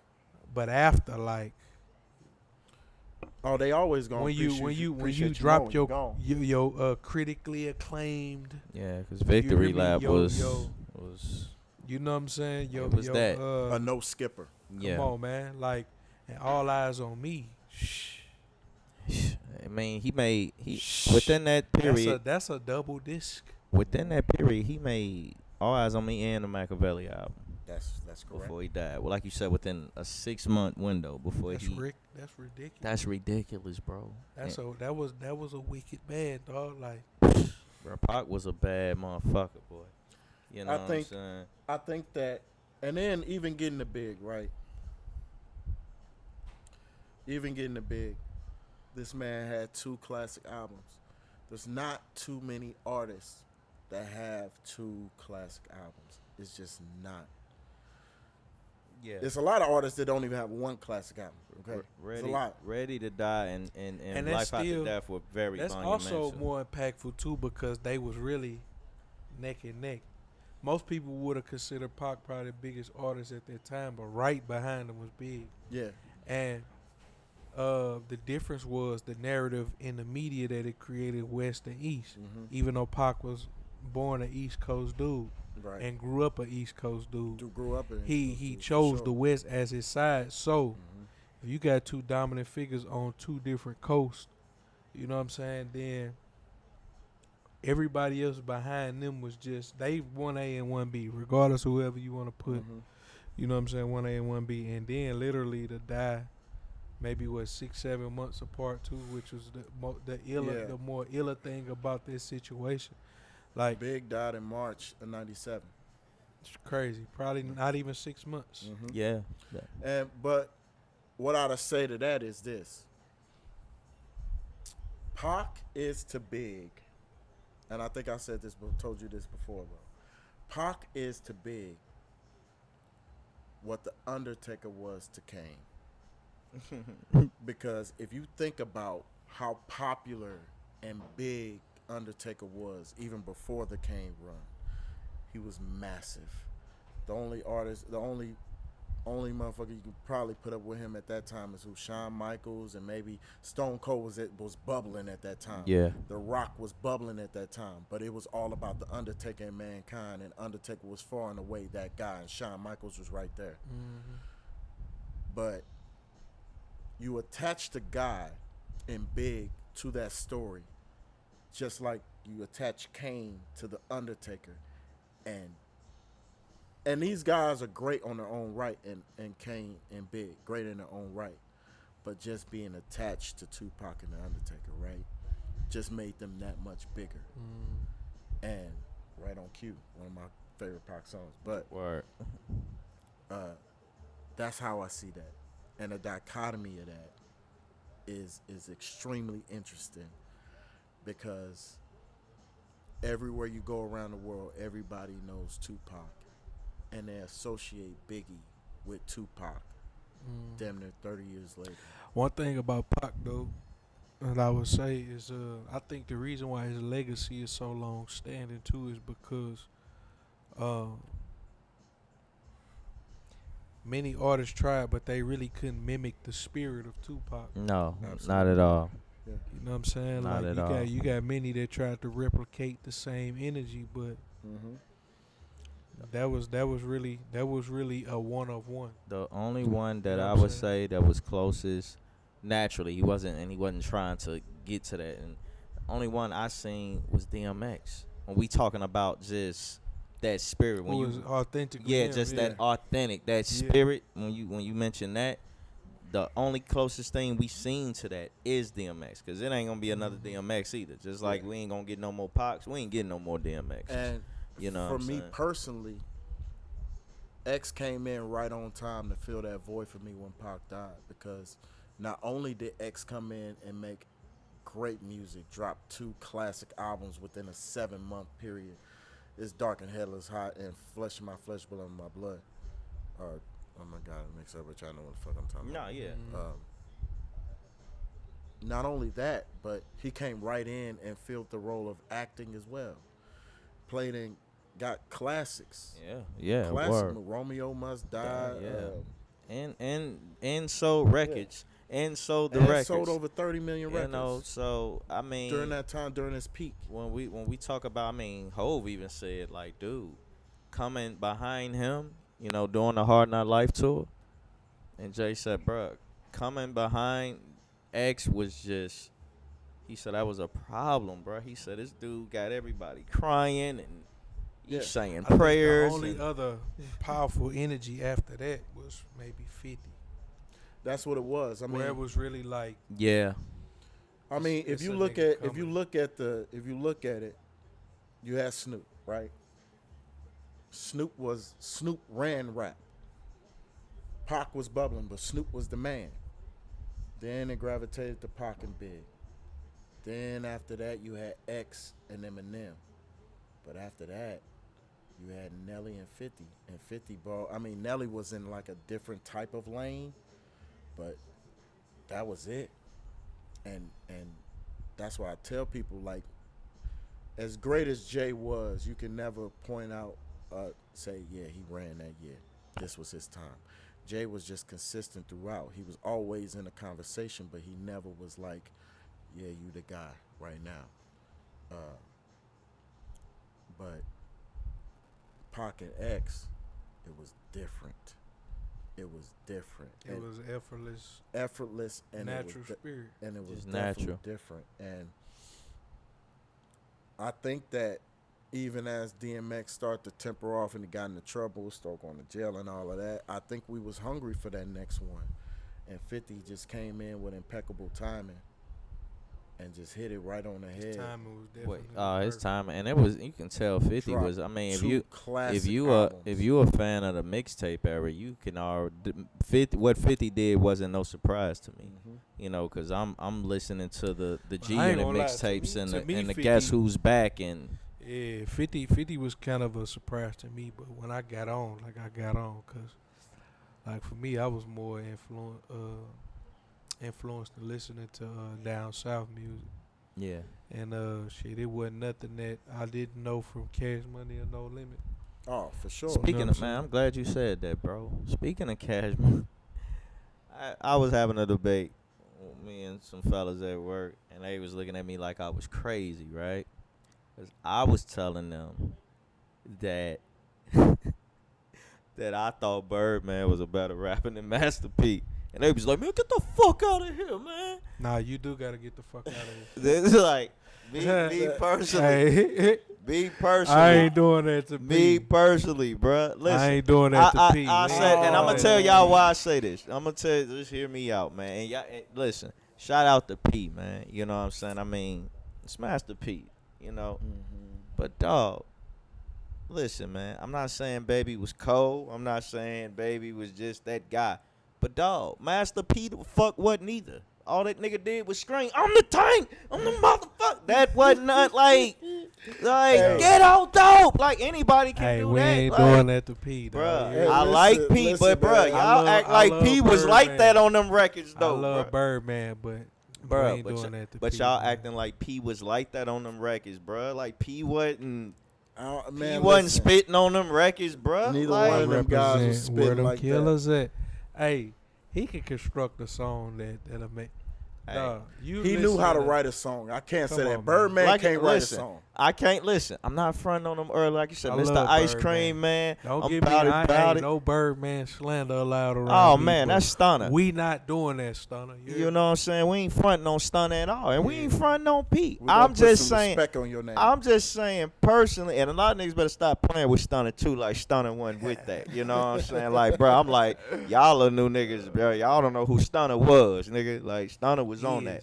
You know, but I'm just saying personally. Now, I'm saying I feel P had bigger records. You know, I mean, you can't compare the Bout It's and Mr. Ice Cream Mans and make them say and all that. Like, Birdman ain't got them type of records. No. But he I'm got some just, features that he. but was I'm just saying, when I listen to, you know, rapping wise, I just felt I think Birdman rap a little better than, you know, him. That's just me. I know he said Miss Gladys like 80 times on a record, and I'll tell you this. You know what I'm saying? I'll tell you this. You know, I'll give you this. I feel like P put together better. I feel like Master P could write a song.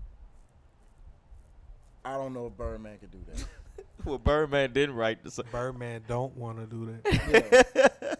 So He'll tell in you that that. regard, I would have to give it to P because we actually know classic songs from P. You can't name me one classic Birdman song. Birdman where he do was got on classic it songs. by himself. By Nah, itself? that ain't gonna happen. Well, know let me what I mean? see. Hold on. By Nah, itself? you can't name it, bro. I don't know. Hey, I'm with the whole catalog, man. You can't name one.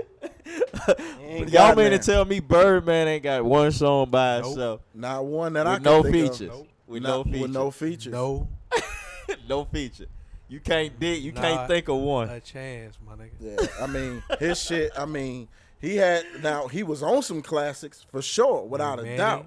Fresh, With Manny, with Wayne, Yeah. Juvie, with Juvie. Word. Drake. Yeah, he Yeah, had some. yeah. He had some that he was on, but standalone projects, Birdman ain't got it. And I wanna speak to something about that, right? Because me and my wife, we be having debates and shit all the time. And one of the conversations that we had was verses, and the conversation came up of Nicki versus Cardi. right? And I personally said, I feel like right now, if we allow features, Cardi will wash her. I don't even. I said if you allow features, and this is the thing, if we talking about a versus catalog between Nicki and Cardi, and features were allowed, Features are allowed in verses. Period. exactly. But I'm gonna tell you. She was something. saying no features. I said, well, the versus platform, they allow features. Right. So I said, who And y'all that, got? that still may be a comparable battle because Nicki only got 4 albums. This is the thing. I don't wanna hear it. And no disrespect to Cardi, but bro, we gonna stop acting like a lady named by the name of Kimberly Jones didn't exist. You not talking none of them without Lil Kim. We not. We not but speaking on Nicki, Cardi, or no damn we body not. until you mention Lil Nikki Kim. crawl so that Nikki crawl so they can run. I mean, Kim crawl so they man. can run. Don't make me do this, man. But I'm gonna tell you this right Don't now. make me do this on camera, man. Cardi What, bruh? washing Nicki, dog, and I'm standing on it, man. Who? Cardi will wash Nicki if Hey, features yo, are man, allowed. stop doing that, man. Don't. Hey, y'all gotta Name put some fi- respect on Nicki. I'm name, putting man. respect on it because she got it. I know she got it. With features, she definitely got it. But in the last, we just take into account, say the last 5 years. How many Nicki got? How many Nicki got and how many Cardi got in just the last 5? Features. Just hits. Period that they was on. And I can easily name off about 8 for Cardi. I can't say the name for Yeah, Nicki. but you saying versus. That mean it don't matter which time period. Yeah, it don't was matter in. which time period. But I'm saying, although Nicki had them smashes, Cardi still got smashes, and she's still putting them out. Nicki was on she was on that Bia record, wasn't she?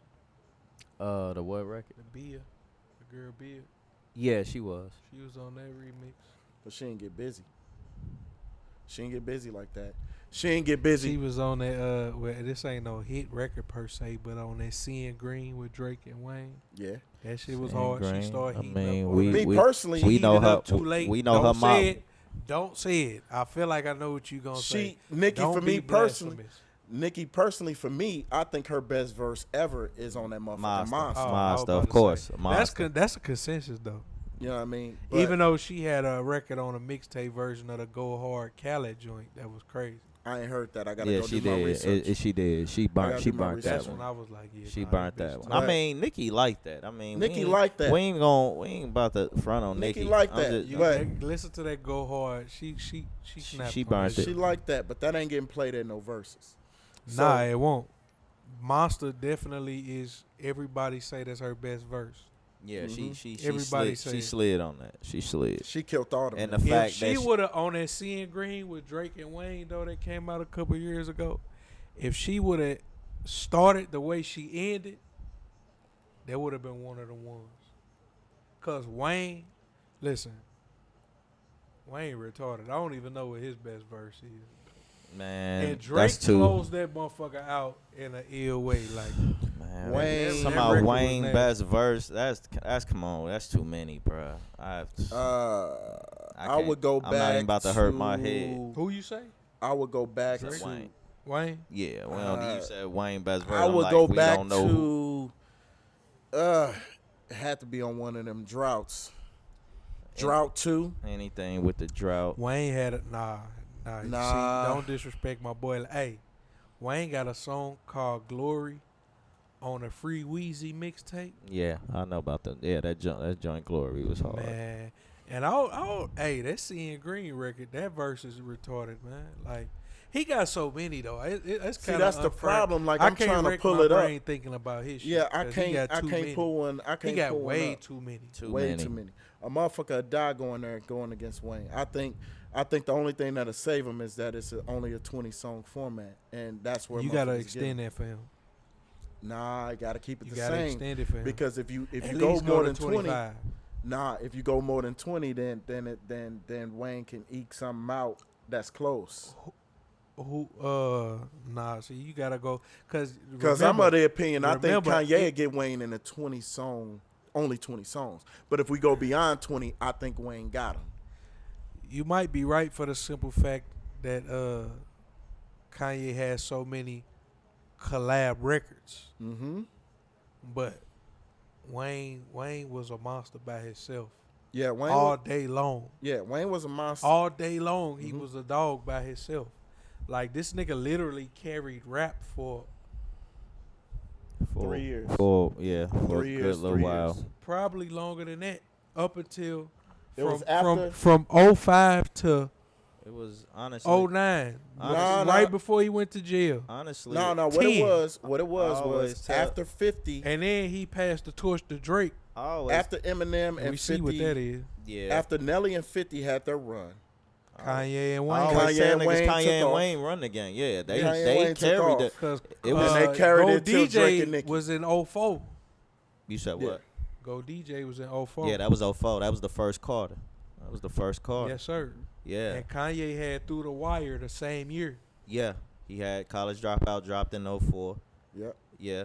And like you said, we had the Carter dropped in 04. 04 was an amazing year in Absolutely. hip hop, by the way. And that's when 2002 to fucking 07, Yeah. 09 Yeah. is probably one of the best eras of hip hop Yeah, outside the 90s. For outside sure. of the 90s. Yes, For sir. sure. I'm of the opinion the greatest era of boxing was in the 80s. The greatest era of Yeah, hip hop you was had- the 90s, and the greatest era, I mean, you had The next DMX, you had Nelly, you had Eminem, you had 50, you had Ja Rule, Yes. you had Kanye. And and niggas Wayne better on the start tail fronting end on of that. Rule, too. Niggas better start fronting on Rule, too. yeah, 50 ducked that smoke.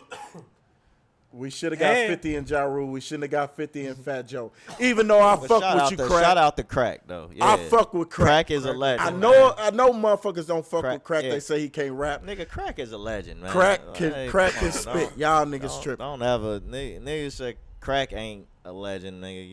You better dig in the crates, man. Jealous One still envy 1 and 2, man. Let me not forget my nigga Juvenile. It's your boy Juve. Juvie was the hottest nigga coming into the new millennium. Oh yeah, Oh man, listen. he Still definitely got one of the biggest hip hop hits to ever. this day. 400 degrees, the G code. 25 years later. The oh yeah, back that listen, man, back that ass. That's up. a classic. You ain't never listen. That song, nigga. That song gonna outlive Juve. Oh, They for still sure. gonna be playing that. Hey, remember when? Remember during COVID, and they had him remix it and do that damn weak ass COVID remix. Bruh, yeah, talking about some, that they made me mad. I Say, forgot what nigga, he said. What the fuck is wrong Get with that you? vax up. Vax that thing Vax that up or thing. something. That shit was stupid. I was like, bruh, dude, I heard they got an ill bag off of that though. Oh, I'm sure they I'm did. sure they But I did. wouldn't have fucked my classic up for that. Though. Nah, I would definitely wouldn't have said. Nah, man. I don't think you can fuck a classic up. Honestly, once you make a classic, that classic lives forever, and any iteration after that is just either added is its own separate thing. Cash Money or No Limit. Cash money. Cash Money. Yeah, no question. Thank you. But I That's- ain't Cash I ain't Money even want to is make it no arguably argument. The best hip hop label ever. Do we? They might be the greatest hip hop label ever. I respectfully disagree. Do Why? we? Okay, and I'm gonna ask, before you answer that, I want to always say, do we underlook Stunner as a CEO because of all the No, I things think we heard never about the have. money and stuff like that? No, I never have. I held it against him for a little bit, but when you go back and you look at the 20, 30 plus year run, Cash Money is ridiculous, bro. Is Stunner one of the best CEOs in hip hop of all time? Yes. Definitely one of them. I got him over Puff. You pick Stunner over Puff as a CEO? It ain't close, bro. It's not close. I got Explain him over why. Puff. It's I not mean, because we close. talking about Listen. Bad Boy. Yes. Yeah, we talking about Bad Boy, but But they Name hadn't- somebody they who had a hadn't- second they- run. They hadn't had sustained greatness at Bad Boy. exactly. Okay, I After agree with you on that. outside of Cash Big, Money is still Yeah, I agree outside with of you. Big, who Huh. had a second run Nobody. at Puff? G Over Dep Puff. went to jail and confessed to a murder. 112 didn't have a Shine second went run. to prison. Locks didn't have a second run. Locks went to Rough when Riders. Mace got hot again, he was under 50. Facts. Yeah, when he came back, yep. And he see, was under that's G. why I respectfully disagree with Cash Money. Because when it comes to Aftermath, 3 of the greatest artists of all time came out of the Aftermath camp. Eminem, Eminem, Eminem. Snoop, Game. Game. and 50. 50. And then you can throw in the game. This the thing. Cash Money started in '96 and didn't stop. Mm-hmm. Still to this day, they dominated every era since '96. Matter of fact, Master P and them was the hottest first, but going '98, going into '99, it started with Juvie. Then they had a run with the Hot Boys as a collective. Mm-hmm. BG became a solo artist, Mm-hmm. became hot. It lasted for a very small period of time. When them niggas broke up, Wayne took that torch, Yeah. turned that shit to something totally different. Right after that, Drake and Nicki was mixtape artists. Wayne put that hand on Drake, took him out of here. Word. In that same run, Nicki shot up as the #1 female hip hop artist when niggas wasn't trying to hear from no women in hip hop. I would say she Whoa. had a Along run. with making motherfuckers believe in niggas like Tiger, who low key has He got a few. very successful career, He got a catalog. made J Mills a thought again. Yeah. Mhm. Word. Made niggas listen to a nigga like Gutter Gutter and care about a group, Mm-hmm. a Young Money group. They did have a smart. They at least had one hit out of that faction. Yeah. That Bedrock was And Drake Yeah. Every girl in Drake the world. has all arguably positioned him, and he's still in business with Cash Money, hot. Mm-hmm. but arguably has positioned himself as the greatest hip hop artist ever. He 15 years deep at this point, so he got a legitimate case. If Yes, he does. motherfuckers want to be for real about it, Yeah. at least one classic album, because you just said it's hard to create two. Mm-hmm. At least one classic album, He only got even one. though I think he got two, He only got one. three arguably. He only got One of them got ghostwriting allegations on it, so if you want to take that out, I can respect that. But I think he I only got think- one and he got two good I ones. think Take Care, Take Care. Take most Care, people is yeah. undisputed. Yeah. Undisputed for me. Take Care is definitely. Nothing Was the Same was his best one to me. No, I agree. Those were Take Care. Nothing was the That's a same. classic album, Those bro, are to the me. top two Drake albums me. for me. If you reading This Is Too Late, Thrax. I don't give a fuck what nobody say. That's Thrax from front to back. Even with the ghostwriting allegations, it's Thrax from front to back. No. If it's your album, it's your album. I don't think. I didn't like. I don't know. I if didn't like motherfuckers will think Views. this- Views was a decent project, but it wasn't. It wasn't. Yeah, I didn't. It was hyped up to be that It one. was. Though. It was. It was hyped up to be that one. That one, yeah, but Remember, it didn't live up to it. Did the though. ghostwriting allegations come before or after that? After that, that was after that. I feel like it was that. before. No, you're right. It was It was before. before. It was before. But that's what Meek Mill fucked that whole play up. That was supposed to be the. Mm-hmm. Yeah. You hear me? Like how I'm telling you earlier about my project. One is supposed to be this and one is supposed to be that. Mm-hmm. That was supposed to be the whole play. It was supposed to be a double whammy. Word. Then, shit, just fast forward to today. I think that what the name of the last album he put out? Not the one with 21, but The last album Meek put out.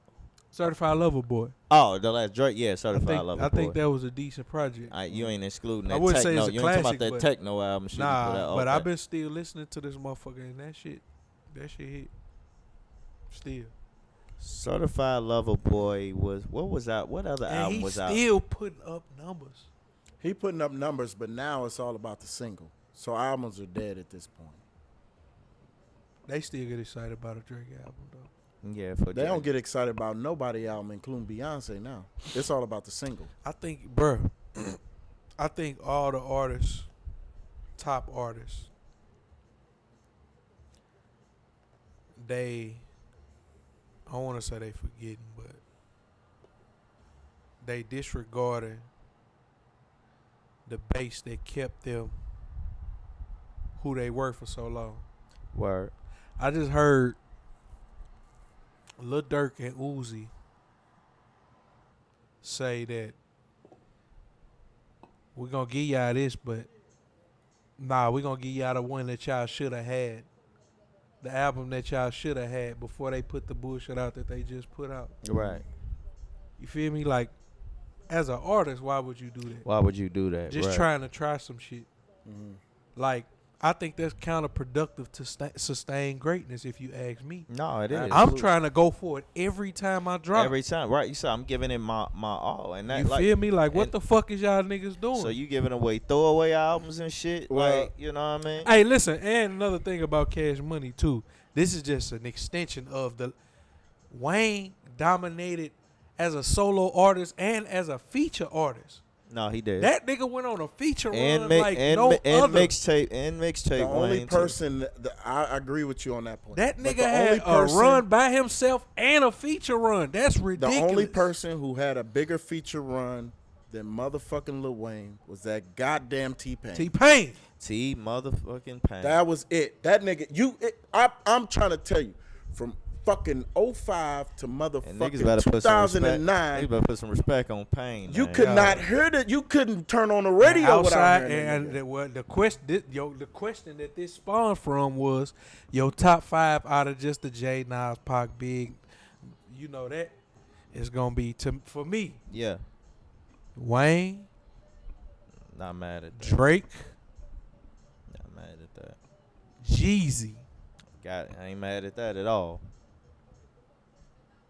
Kanye West,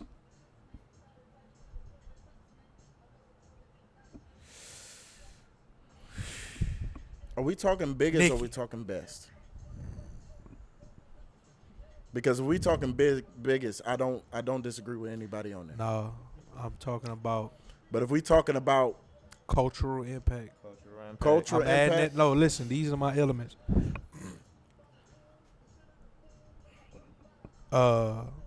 Who they were at their peak, impact, statistics.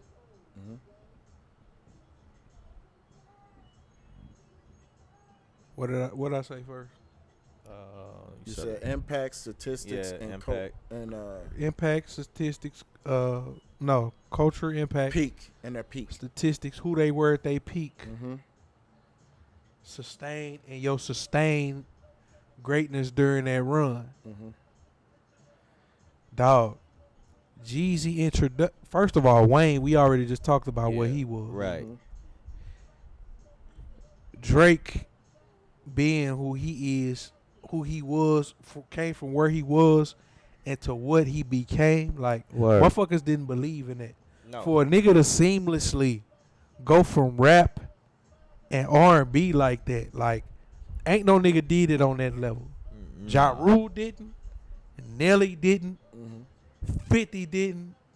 All the niggas who was doing that type of, Drake is the one of one in that category I'll give you that for that sure. for that particular, from where it started from. Then Kanye, just the impact he had on music, like he really helped Hov. He gave Hov new life in music.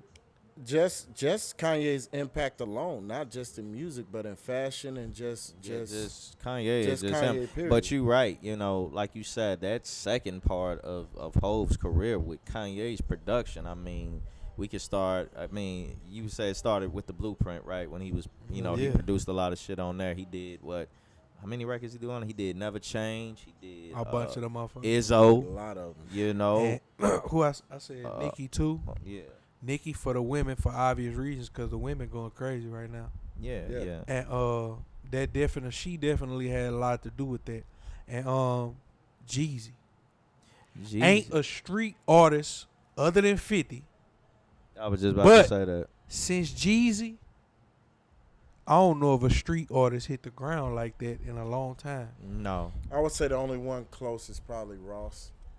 Well, not Ross. That was wasn't- around the same time, and Yeah, his they shit was around the still same wasn't. time. He still ain't It coming still in wasn't like as They that. didn't big hit- as he didn't hit it the wasn't as big ground. as G. When Jeezy, when that Thug 101 hit, Man. and that motherfucking and then what came out Bruh. that summer, nigga, we was quoting Jeezy goddamn lyrics all Let summer. me tell you something, Nigga, bro. and Jeezy music stands the test of time. That is No, that is a facts. fact. Though, that This shit nigga, stand the test let me of tell you time. something. 101 aged like red wine. You know what I'm saying? that's a fact. You don't get tired, nigga. I put that in. I don't get tired of that I album. fuck around, listen to that on the way to the crib. Word. I mean, how could you That not? shit was ridiculous. I used to hit the kitchen lights. You know, as soon as you hear that, And you then the like, features that he you was know? on, put on. I mean, yeah, Jeezy All of feature that game shit, was I'm was, saying, was, like, was and his mixtape And the game. amount of whole Can't ban the features he Snowman got, was. It's only a handful of artists with a bunch of whole features. And- Pusha T, Drake, And Rick Jeezy. Ross, and Jeezy. I done seen Who it else all. It's, shit he get on? I done seen it all. Was probably was one that of it? the Come on, top man. features. And when we And talking Jeezy about, was going crazy on that. and he motherfucker went crazy himself. on that motherfucker. You know what I'm saying? Like that nigga. Speaking of man, like- speaking of Pusha T, what y'all think about this back and forth between him and Jones? Jones gonna die if think he keep nothing it up. It ain't nothing to it. I think it's just competition. He said Jones gonna But Jones die. gonna die. There's certain niggas that you cannot get into it with because you're And gonna Pusha die. a Taurus like me, so Pusha T is, I understand. and what- this what motherfuckers gotta understand. You can make a bigger hit than Pusha T, no doubt about it. You can make a hit. I could comfortably say that Grinding is probably bigger than anything that Jim Jones put out. Closest Jim Jones got was Ballin'. Listen, Pusha is a legend. And But I'm tired of people. When it comes to the Pusha battle Taurus, culture, man. You don't play with Taurus. no, man. no. but when it comes to that battle culture, I mean, Push is you ain't just. finna fuck with Pusha. Push man. is just- It's not too many people that's gonna stand in the ring with him. But Push is That's just about. one of them. And, you know, it was the same thing with the Drake. And I was telling some, you know, young niggas then, oh, man. I said, listen, you know, I know y'all probably don't know about what Push really do. I said, but, bro, listen, that's not going to end well for Drake. And it didn't. You know what I'm saying? And, you know, Push is just one of them. I think because Drake, he finally dealt with somebody who was as strategic as he was too, which kind of made the fight seem a little bit even. But and then another thing I would say is this. That's very true. Because I mean, with Meek, he just fumbled that whole little situation. But you got to Meek understand That's and, what something. you and call me coming putting the from battle wisdom culture, before he the should have knowledge. done better But- than that. But that's I'ma what you tell- call putting the wisdom before the knowledge. You you gotta be strategic at war, bro, But what we and got understand who your opponent is.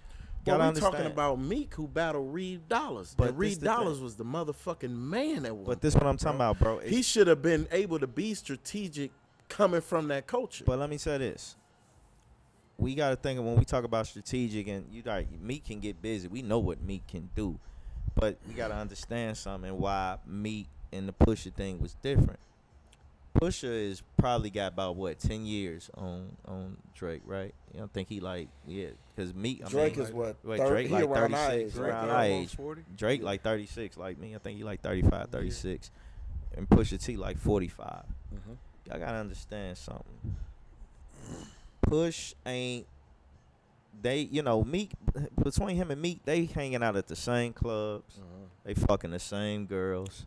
You know, they're doing all the, it's too, I know how to counterpunch you, man, because we round each other too much. Pusha T a little older than these niggas. He ain't hanging at the club with these niggas. He ain't at the same club I'm with gonna these tell you niggas. this, Jake. I'm gonna tell you this. Yeah. I don't think it got nothing to do with that. Respectfully, I don't want to step on your point. I think Drake is a strategic nigga. He been setting these plays up all along in this rap shit. It's similar to Hove. They ain't the same, but it's the same, if you get what I'm saying. Like, Yeah, I know exactly what you mean. listen, you have to know who your opponent is. And everybody, like Drake got a line, and I laugh at this shit all the time. When me and my boy Tank be rapping, he say, "Fuck all that happy to be here shit that y'all want me on. I'm the big homie. They still be trying to look bro me, dog." Like, it just be small lines like that. That, okay, I understand that, because all warriors ain't built the same. We all go to battle, but nigga, it's a difference between generals and just regular and standard soldiers, bro. You know what I'm saying? Like, a leader in any position always has to deal with more than what meets the eye. You know what I'm saying? And when you in a field of battle, and like, rap is dog eat dog. This is a braggadocious, like nigga, see who dick the biggest sport. Like this shit really a blood sport. Battle rap is a blood sport. You know what I'm saying? Anything that got to do with men, for the most part, nigga, is dog eat dog. Our egos, our pride get in the way, and if I can't physically dominate you, then I have to beat you above the shoulders at all times. And that's what I'm saying. Ain't no nigga gonna call Drake no street nigga. Right. But you not gonna say he no dumb nigga. And that's And a what I'm smart saying. nigga gonna be the nigga like that all day long because he see you exposed your hand too early. You gonna put these allegations out on me and you ain't even ready to come back with what I'm finna give to you right now. And You was playing. exactly. And that's That's what I'm called saying. ass betting. Putting the cart before the horse. Word. All of those phrases, that nigga was out there playing and he wasn't ready for that. And that's what I'm saying. And that's what brings it to my point. And that's why I'm saying I think personally it does have something to do with, nigga, first of all, not only I'm a little bit, wiser than you, nigga. Drake and Push ain't live the same life. Like you said, we ain't calling Drake no street nigga. We know Push is a street nigga. We know Push really did what he said he did. Drake ain't did none of that. But the fact, this is the thing, bro. If me and you, right, I got the upper hand. He got the upper hand on me because, like I said, they around the same age. We doing the same thing. We fucking the same models. That bitch is pillow talking, saying this about you and this, that, and the third. Y'all know too much of And each I other think it's- business. Push is living a whole nother mature life than But you, see, nigga. I done been you there. know- what That you comes did. to the You know war what I'm with Pusha saying? and Drake, though. So like you because said, when you saying knowing your opponent, not to cut you Oh, off, you brother. go So when ahead. you saying knowing your opponent, I'm talking about for Drake being strategic. You must know that, my nigga. Yeah. You got to. and You know what I'm he saying? even spoke to that in the story added the very first line. Yeah. Drug dealing aside, ghost writing aside. Yeah. Let's have a heart to heart about your pride. Facts. He spoke to the man. He didn't speak to Drake. Right.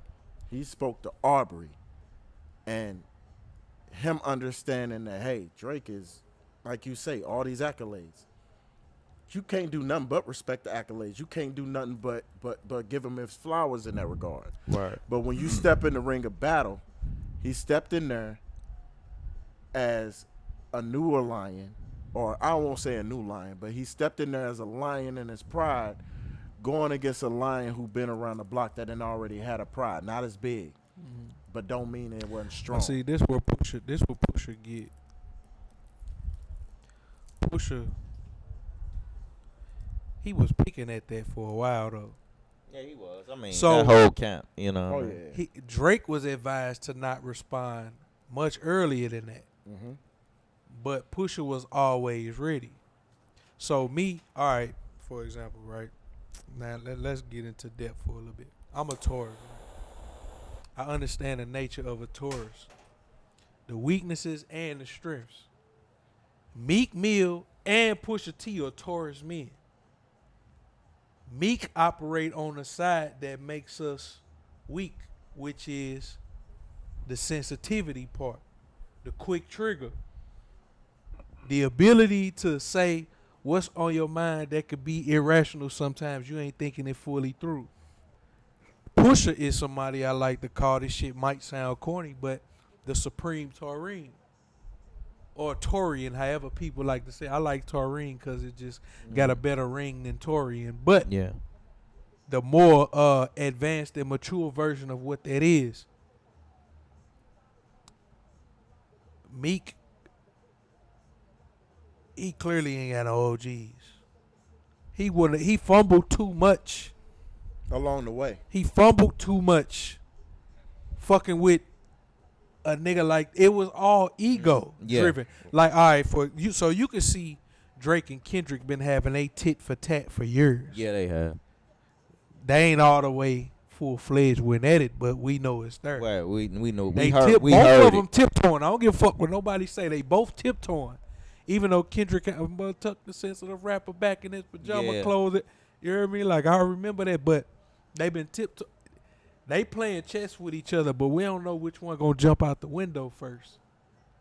You know what I'm saying? And So I'm- it's like a and- forever game of chess with them niggas. And But Drake gonna lose again. Meek was the nigga that jumped out there in the middle of his street with his big gun and got sniped And got sniped like a because mother. he wasn't ready for the battle in the field. Because he Drake came even off threw. feeling. Drake even tested. He threw a line out there. He threw the charged up record out there first. Which He was left that just bitch out there for 2 days and said, "Oh, this nigga playing. He wasn't really ready." Back to back, dropped the bomb on him, and that motherfucker became a hit record. Niggas was dancing. Everywhere. Niggas was dancing to He it. performed it in Philly. All right, man. All right, man. It was All right, strategic. Like I no, said, no, He performed that bitch at American Airlines. Is that American Airlines in Philly? Made in what's the America. arena Made called? in that's the Made in That America. no, I'm talking about the arena. Oh, name, where they the play basketball at. to my what the 76ers play. Bro, wherever that Yeah. arena is, man, that man came to that man city and performed that record there, man.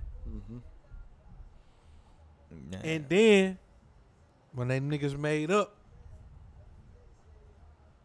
put him on a hit record with him. What's that going? That was the going He back. thought it was for free. He charged the label on the back end for their feature though. Invoiced them niggas. Man, give me that. So you got The to. ultimate petty nigga, the strategic. Like that's what I'm saying, man. You gotta know the niggas who you dealing with, man. Mm-hmm. You hear me? Like, man, somebody clearly ain't read the 48 Laws of Power. Oh yeah, for sure. Well, we know Meek didn't. Well, no, Meek should have been better than that. Well, Meek can't. Well, Meek was for one. But I think he was still he was high getting at that he, time. Well, and he was fucking Nicki at that time. He was just And that's what made it even is worse even because worse. all the Yeah, jabs you know. from Drake and all of that, and It you was know, for the all longest time we thought came Drake from and Nicki somewhere was emotional. yeah, it was It didn't emotional. make Yeah, no sense. it was emotional. It was an emotional Yeah. thing, and that's why Meek wasn't ready. You know what I'm saying? And like I said, the fact, and this is why I go back to this point, the fact that they close in age, man, and they you know, like I said, y'all around all the same fucking people.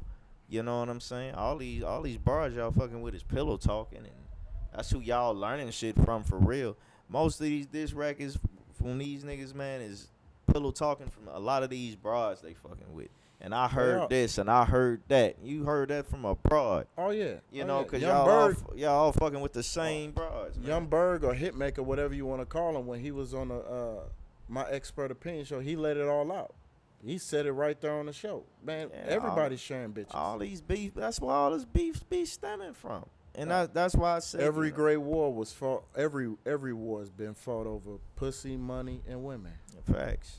You know, and that's what all this emotion, that shit was just emotional.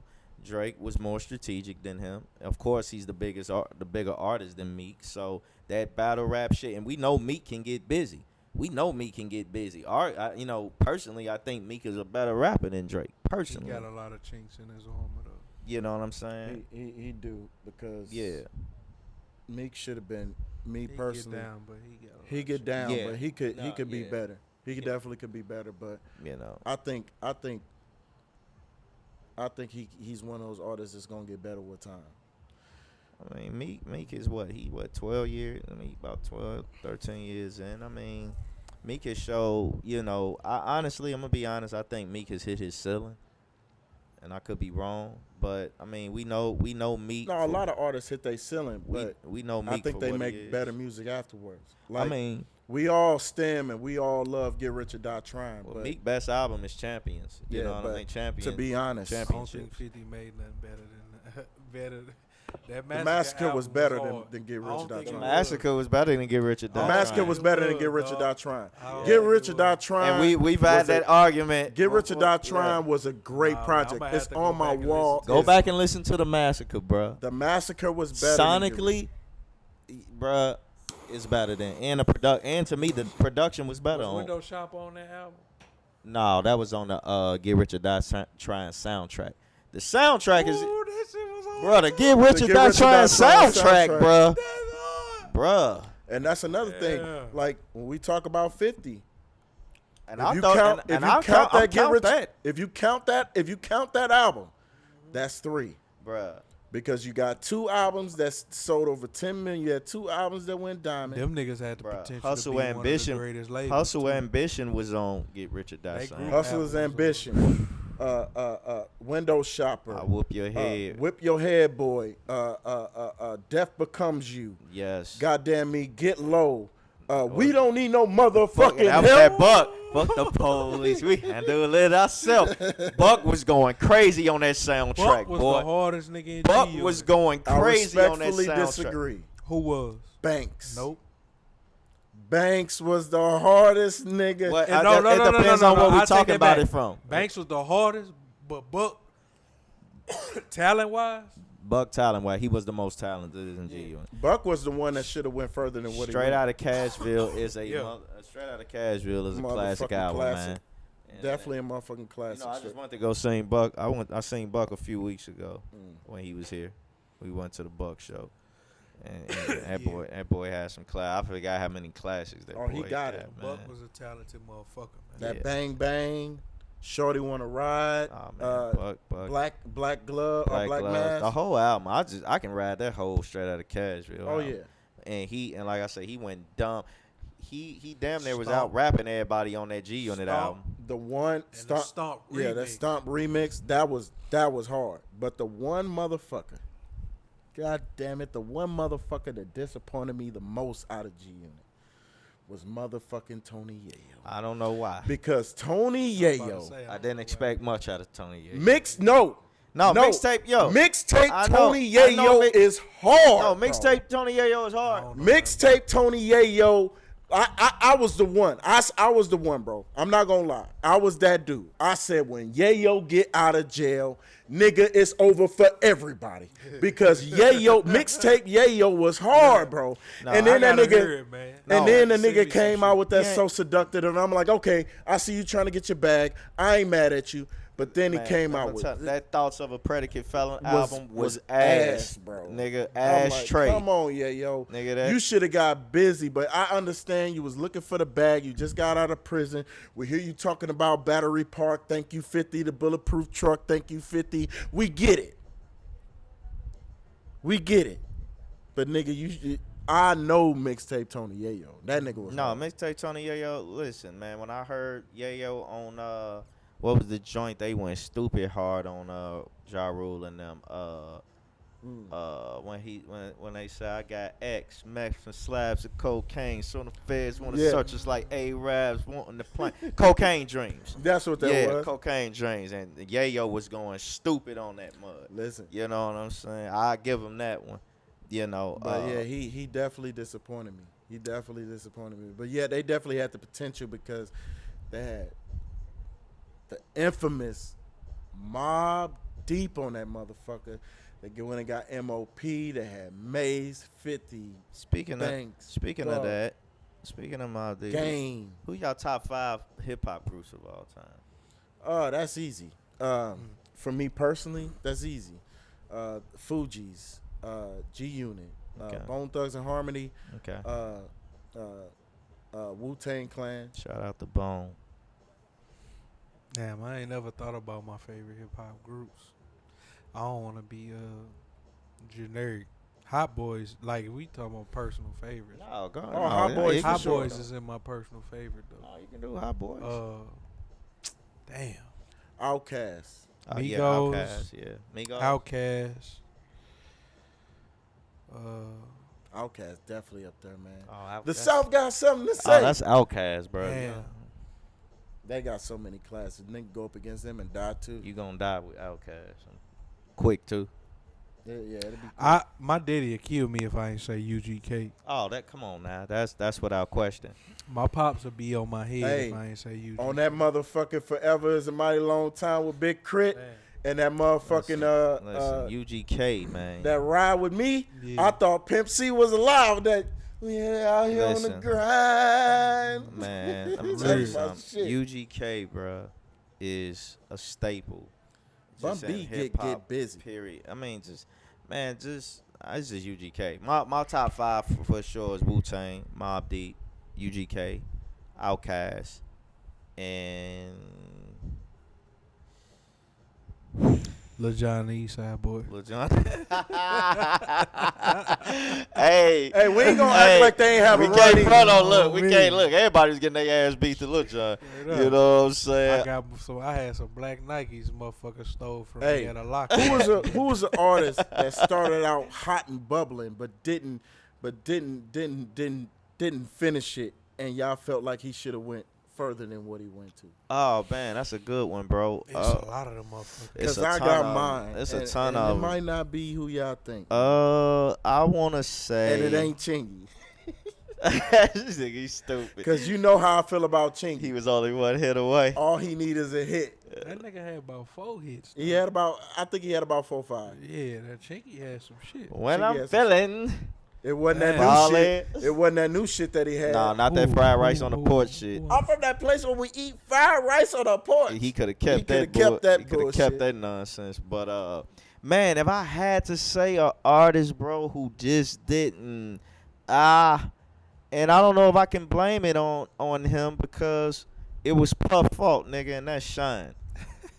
Puff is a man. Man, you know how I can't feel blame about Puff. for that, man. Hey, I blame man. Puff for all of it, bro. Shine shot the club up on his own, bro. You hear me? No, bro. No, listen, but can't look, blame who him. was listen he to me. busting his Listen to me gun though. for, though? But listen to me though. Who was he busting his Outside gun for, of though? Puff, the only worst CEO I can think of is Gucci.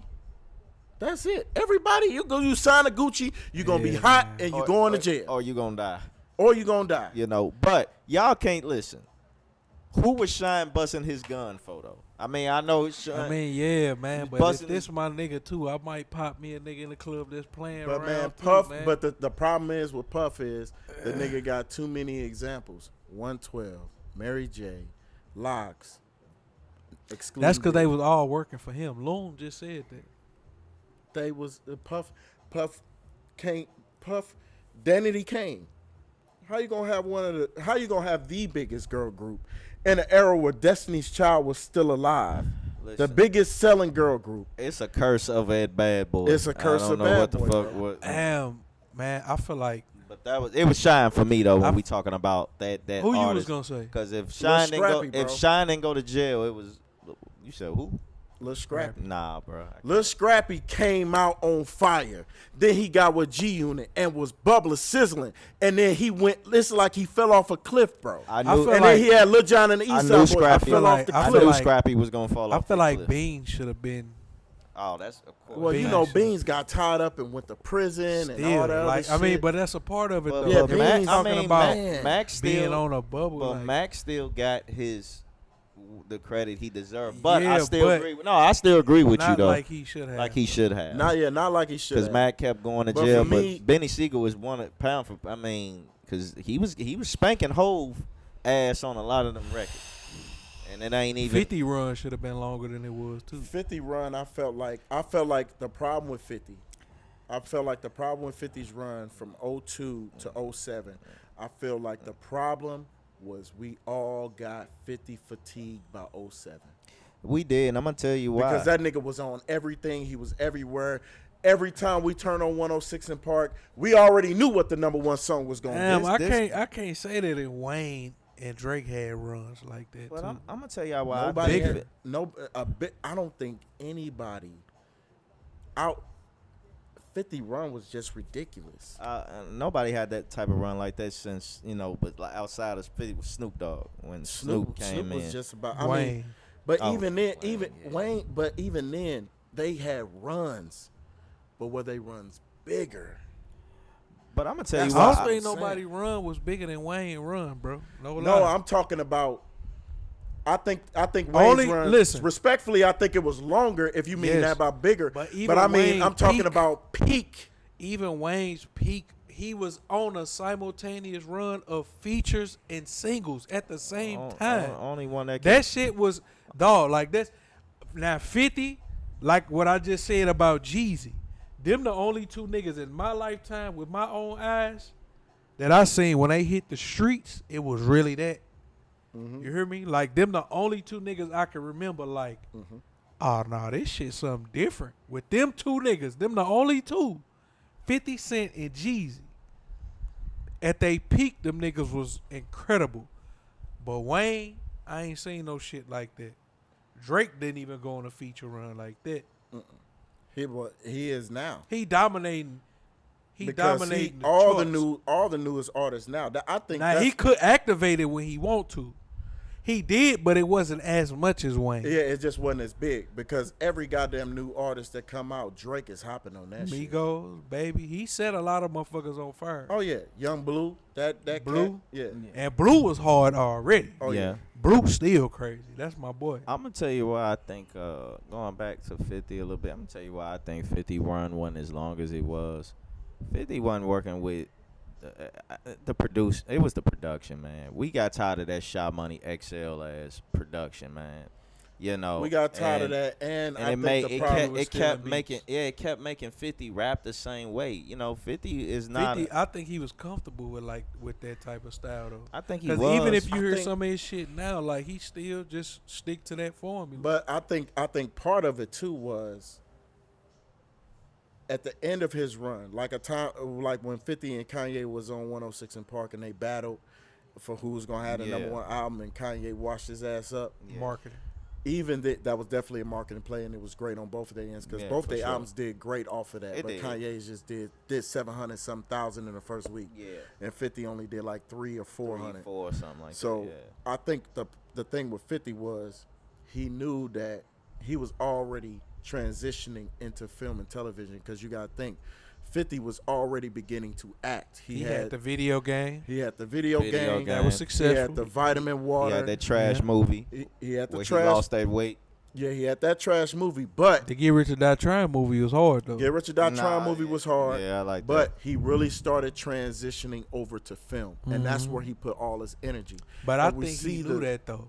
He Cause knew that it. single was ass. That AO technology, that shit. I don't on, fuck. Fifth. I don't fuck with that. And he tried to I he hated tried to, AO he tried to technology. stay on the formula of like the sing songy single. Cause he had the like the more melodic shit. And he tried to catch who was that? Justin Timberlake? Yeah, that man. shit Timberlake. boy. And then he had the Baby by Me with Neo. Trash. Yeah. I hated Now that. he song. did have he got hot one of them summers where he with that I Get Money. I Right? mean, I yeah. Get Money. I was in New York when that bitch was on fire. Let me tell you something, nigga. And that was the best place to be, nigga. I remember when I first heard that record, nigga, I almost crashed my motherfucking car, nigga. Well, you know what it was. Nigga, I mean, you know it was hot because shit. You turn around and you got Jay and Puff on the remix. And he could have kept them off that motherfucker because coulda. Jay verse was trash on And that. Puff, you I'm are killing the roof y'all like already Michael know how I Vick. feel about I'm Puff. Like, no, nigga. after No Way Puff. Out. You can keep everything the motherfucker Puff. but That nigga sounded No Way Out. hey, but I'm No not Way gonna Out was a front. classic, man. I'm not gonna front. I'm not gonna front.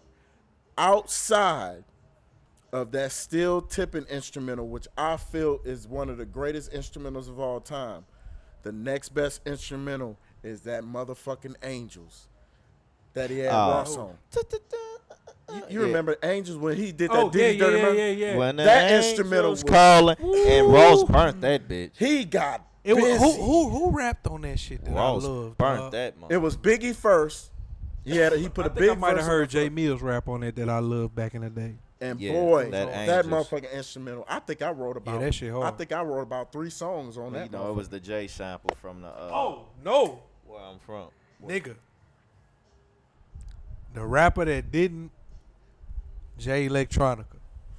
Ooh. Yeah. Oh yeah, that's Because a good he one. was supposed to be that That's guy. a good one, bro. But you wanna know what it was? Yeah. Jay Elect. It We was was not- Erica Badu. We was not He had a baby by her. ready Y'all. to receive Jay Electronica. And Why I, not? I think I was ready, but I think as a collective A lot we of were not people ready. wasn't. That he should have listen. Exhibit more. I don't think he was ready. Just how he moved, period. Cause he just a different type of nigga. But Because I fucked Listen, with that this is who I album. I compare fucked with Jay that album he Electronica did to. with Jay. you follow battle rap? Absolutely. Jay Electronica is equivalent to Daylight to me. Daylight so hard, bro. Daylight is the greatest lyricist in battle rap I ever heard. I don't give a fuck niggas talking about Loaded Lux. Loaded can't touch Daylight. Loaded ain't Lux touching. my He Lux not- my guy. Lux ain't fucking with but no, Daylight. I And when get- they I get get- together, he gonna show you why it's a difference. But them niggas leave so much to be desired. But the talent is so immense and so great. You be like, why the fuck ain't a nigga like that doing what needs to be done? You hear me? For him to get there, like Daylight is dog. J-Elect dropped Exhibit C first, Yes. and Exhibit A was probably better Yes. on some Just Blaze shit too. Dog, Exhibit C probably it's still one of the greatest songs I've ever heard. fam, and he didn't have no hook on the motherfucker. He had no hook. He just rolled that mother. G. It ain't like that nigga dropped the motherfucking allow me to reintroduce my No, no. or a nigga was just straight rapping and people was excited. Only thing I can remember came after that where people was excited about lyricism was Control with Kendrick now. I think And he had the best verse on Control. I think it was before J-Lec. I think it was before that. I think As far as lyricism, we got really, really excited about Lupe for 2 straight albums. Lupe had Lupe. He had Food and Liquor, and he had the. what was that one song I fell in love with by Lupe? And his Enemy of the State mixtape. That had- Enemy of the State went so dumb. You might say I'm influenced by it commercially, but it was a song he had on one of the Madden games back in the day. Oh, the F and F. Fresh to Death, F and F. I think that was the I last don't think one that was it. I won think it was that. called. Was it called The Real? Oh, my mama said she wanted something real. real. That Real. was on that Food Real. and Liquor. Maybe yeah. Yeah. Something so- she can hold on Yeah. to, something she can But- feel. yeah. Feel. Yeah. That nigga, yo. But yeah, J-Elect, he left so much to be desired in hip hop is ridiculous. I can see that. I definitely. I guarantee I you, give like you that one. for it's sure. it's still to the point right now where I feel like if he announced a official solo album, the culture get excited about it, That's bro. what we thought we was getting with this last one. With Hove was on all the motherfuckers. That's yeah, End and up that's being like him and that's like a great mystery in rap. That Detox yeah. and I gave up on that. Man, he and had 400 songs for Detox. recently, like, you know, fans want Kendrick and Cole together on the album, which probably ain't gonna happen. That ain't gonna never I think happen. they got just. I think timing messed that up because they was supposed to get real scary in February, and February came around and they didn't get scary. Yeah, like it's some phenomena that we hadn't got in music, bro, which is Oh, yeah. crazy. Very true. You very true. Yeah, and J-Elect is definitely probably one of the ones. I highly agree with you. That and nigga, I forgot about. he's supposed to be like him and Kanye was like made to be like a tandem for me. Like what Kanye did for Jay, he could have easily put that into some shit for J-Elect and created at least one classic. I mean, Can I add? I know he could do it because he did the classic with Lupe. I ain't saying that he can't. I'm saying It should have happened. Do that y'all- during a specific time period, it would have been perfect. Can I ask you this though? Being that and that Kanye, J Electronica, like you said, that's just a perfect match. Do you feel what Kanye could have did for J Electronica, he did for like a Common on beat? You know, Common get- ain't fucking with Jay. No, I'm talking about far as when we Common talking hard, but about I wouldn't when- put him up there with Jay. No, listen. I'm talking about when we talking about production wise. If you listen to Common's B album and we talking about production and we talking about matching that production up with J Electronica. That's what I'm saying. So you saying they would have been a good tandem. Yes, but If I you- think J-Lec's talent would demand it more from what Kanye was giving. So you feel like that was a So, like, underwhelming production If you for listen, yeah, like so if you listen to Common shit and you listen to whole shit, you could tell a distinct difference. Mhm. With the skill set that J Electronica has lyrically, I think it would have been even better with a Kanye. And I heard a taste of it on Kanye Donda album with the Jesus Lord. That if it would have been more of that, like, man, J Elect and Kanye could have created some shit, bro. Like, Cause and the only real. reason I They say it, could've The been only a- reason I say that is because Kanye is more of a. I look at him more of a producer in its fullness, rather than just a artist. He gives the music what it needs, versus what people want to hear from the music. You know what I'm saying? So like, when it come to like for me, I'm kind of that way. Like, I could be lyrical if I want to, but I do what the music demands. For me to whatever do. the beat's saying to you for sure. You know what I'm saying? Like, Yes. it's easier for music to come to me that way versus forcing lyrics No, on you are absolutely right. onto the record. That's Yeah. why a lot of artists get writer's block, because They trying to they not force- feeling their way through it. They trying to force some shit out, and They you get want a lot they of want terrible. the beat. Yeah, and then that creates a lazy pattern, and then that transition into just copy and paste shit. Very Artists true. just sound like everybody. You We trying all to turn sound a like beat. each You other. trying to turn a beat into what you want it to be versus just letting the Just beat. allowing that shit to come Exactly. to But sometimes, man, I think, and even in the writing process, sometimes you gotta live with an instrumental before you write on it. you. I was like that when I wrote "This Is My City." We had got that beat. I was the last person to put my verse down, and when we got that beat, I had to live with that instrumental for about 3 weeks before I put it on there, because it didn't even have it had a basis of a hook, because I wrote the hook too. It had a basis of a hook. And I told them this is the direction I was going, and I'm like, I'm going to write off of this.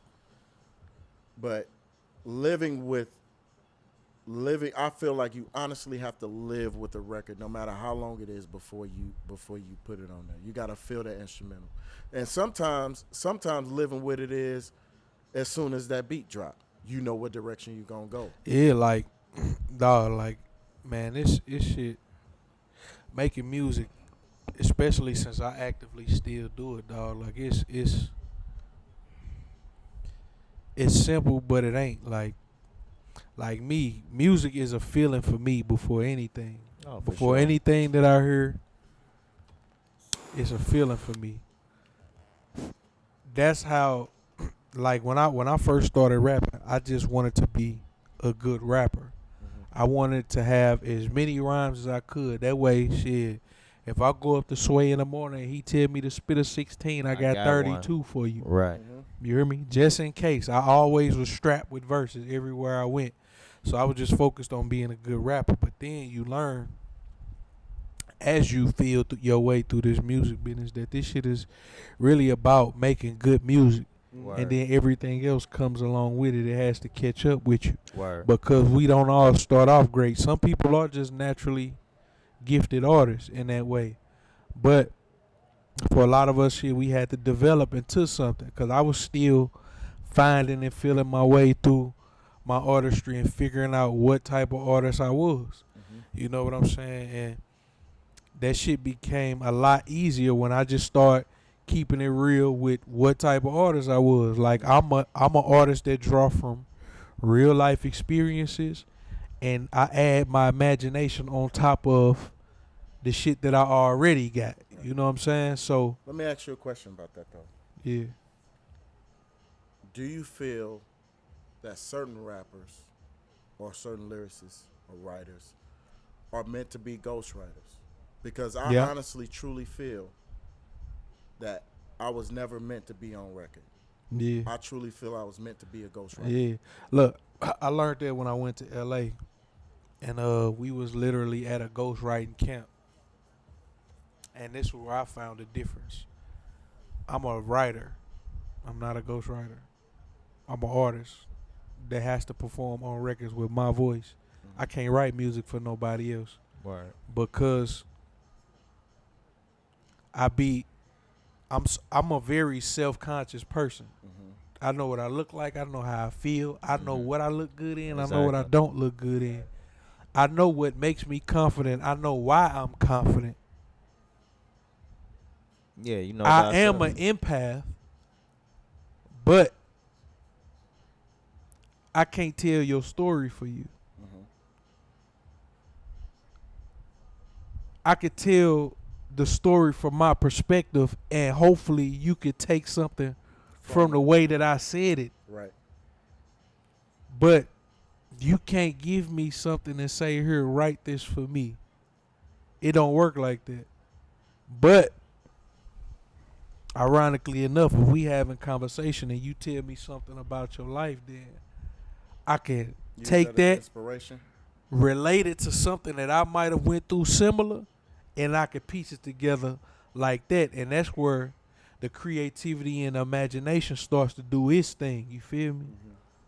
And that's how I like to create. But I'm there with people that really do this shit.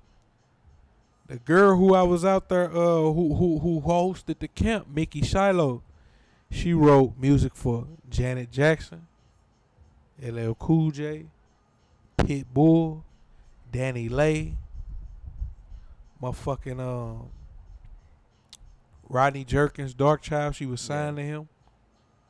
Bruh, just a countless Right. amount of people who we revere as just musicians.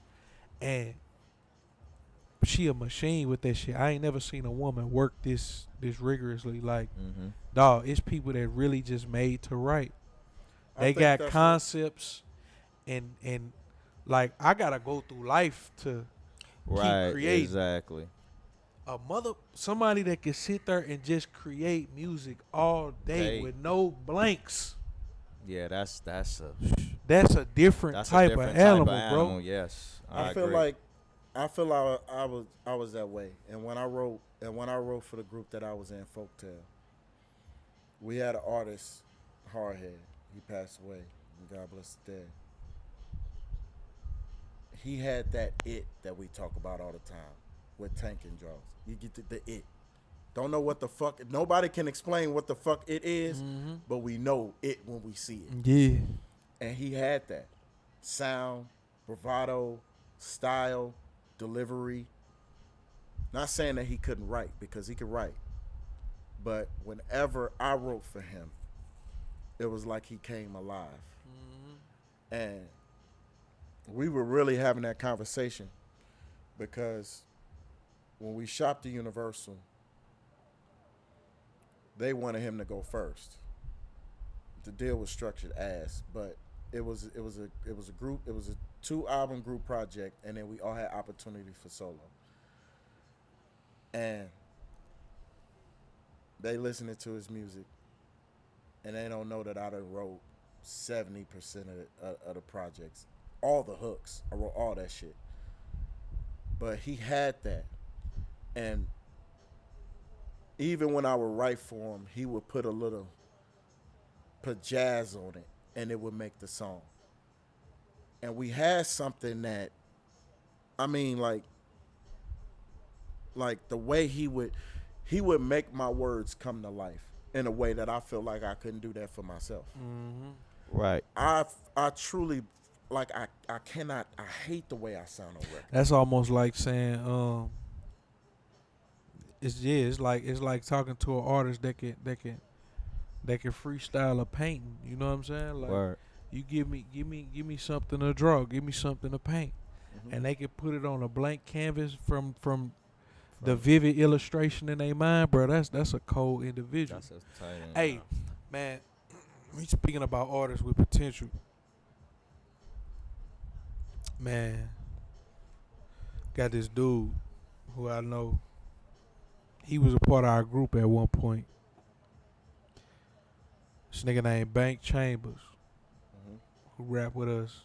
Matter of fact, that Red Handed project, he on one of them records. Yeah, I know. Yo. I remember today. Man, outside of Tank, who I think is legitimately one of the greatest rappers I ever heard, even if he wasn't my pot. Matter of fact, that's how we even became friends.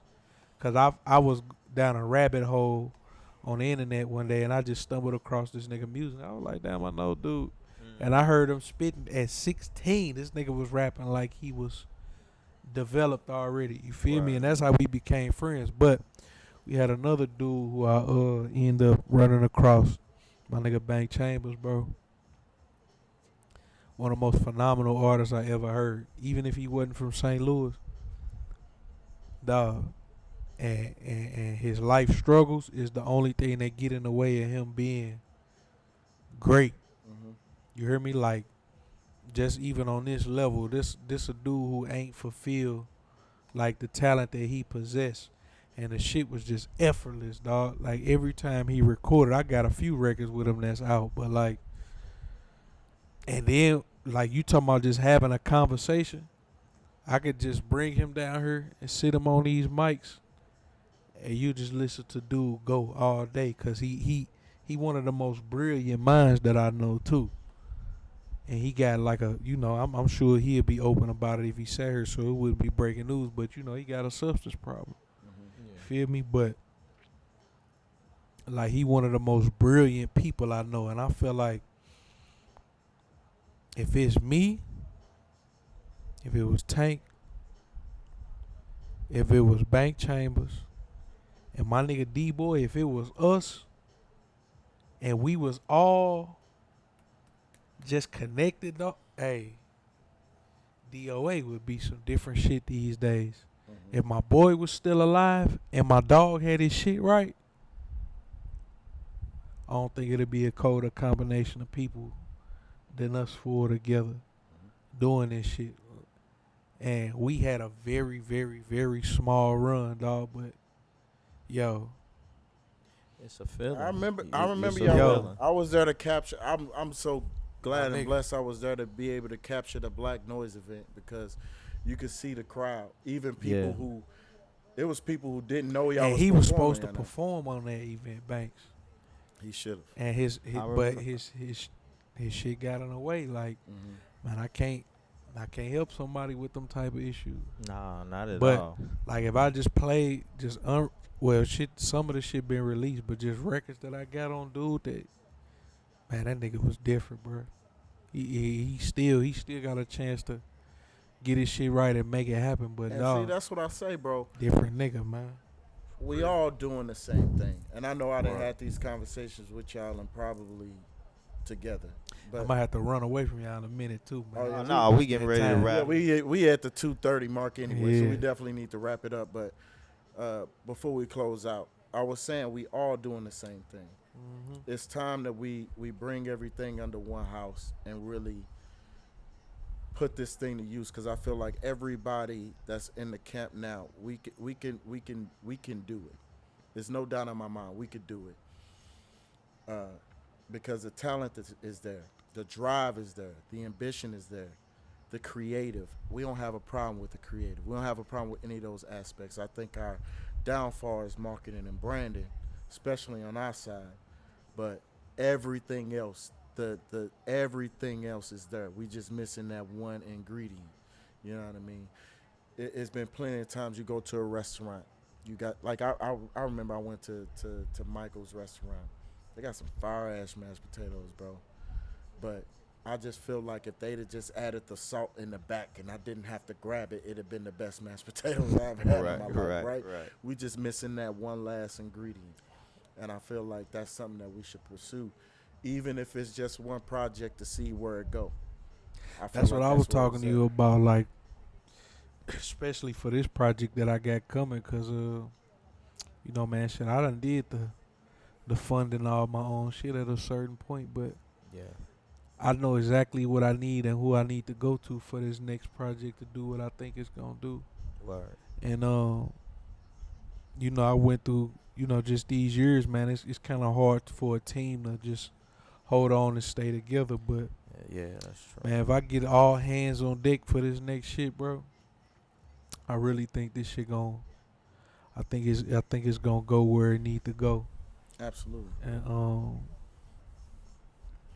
man, shit, like I said, man, all hands I have to be on deck for a situation, just for any artist, whoever the light on at the time, the support behind that artist will have to be firm. Absolutely. For sure. You know what I mean? You know. For a legitimate push or something. Cause that's what it's like. You said, that's what it's all Cause you about. can't do this shit without no team. Nah, you can't, and you can't. I don't. And if you say you do, that's your ego and your pride talking, and you gotta dead that. And can't nothing. You can't go nowhere on ego and pride. You need a team. You need a team, and everybody gotta play a position, man. And everybody gotta know what their position is and do it to the best of their ability. But that like you said, man. If we had more of that, you know, the spirit of competition is always upon niggas, but sometimes you gotta dead the spirit of competition. Yeah, when it comes down to the business. Yeah, when it come down to the business, man, and you gotta know how to put that shit together. You know what I mean? And that's just what it's all about. But Ron, man, I appreciate you, bro, stepping up and coming in today, man. Stepping in for Trey and Nikki, man. We always enjoy you, bro. Looking forward to that new project too. Yeah, You know what I'm saying? One of them. It's gonna be one of them. I can tell. Just from the intro, bro. And man, we just appreciate you, bro. Thank you, man. Appreciate you always, for coming out, bro. always.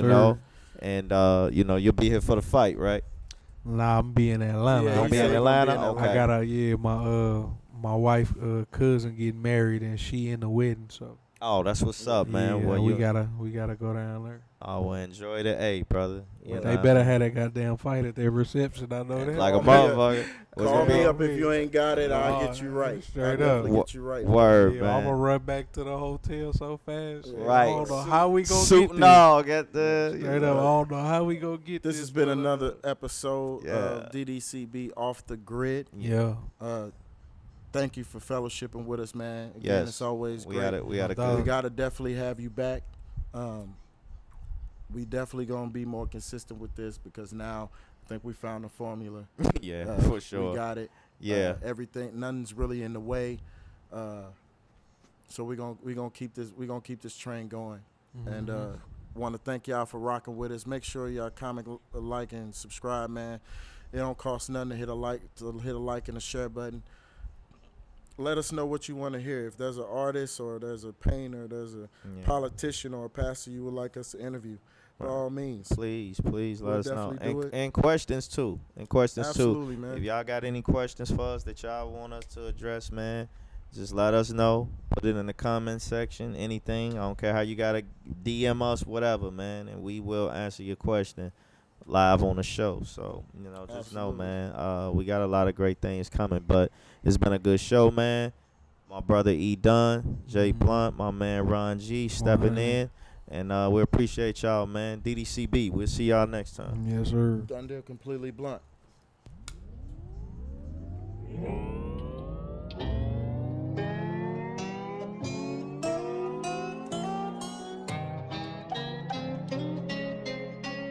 DOA.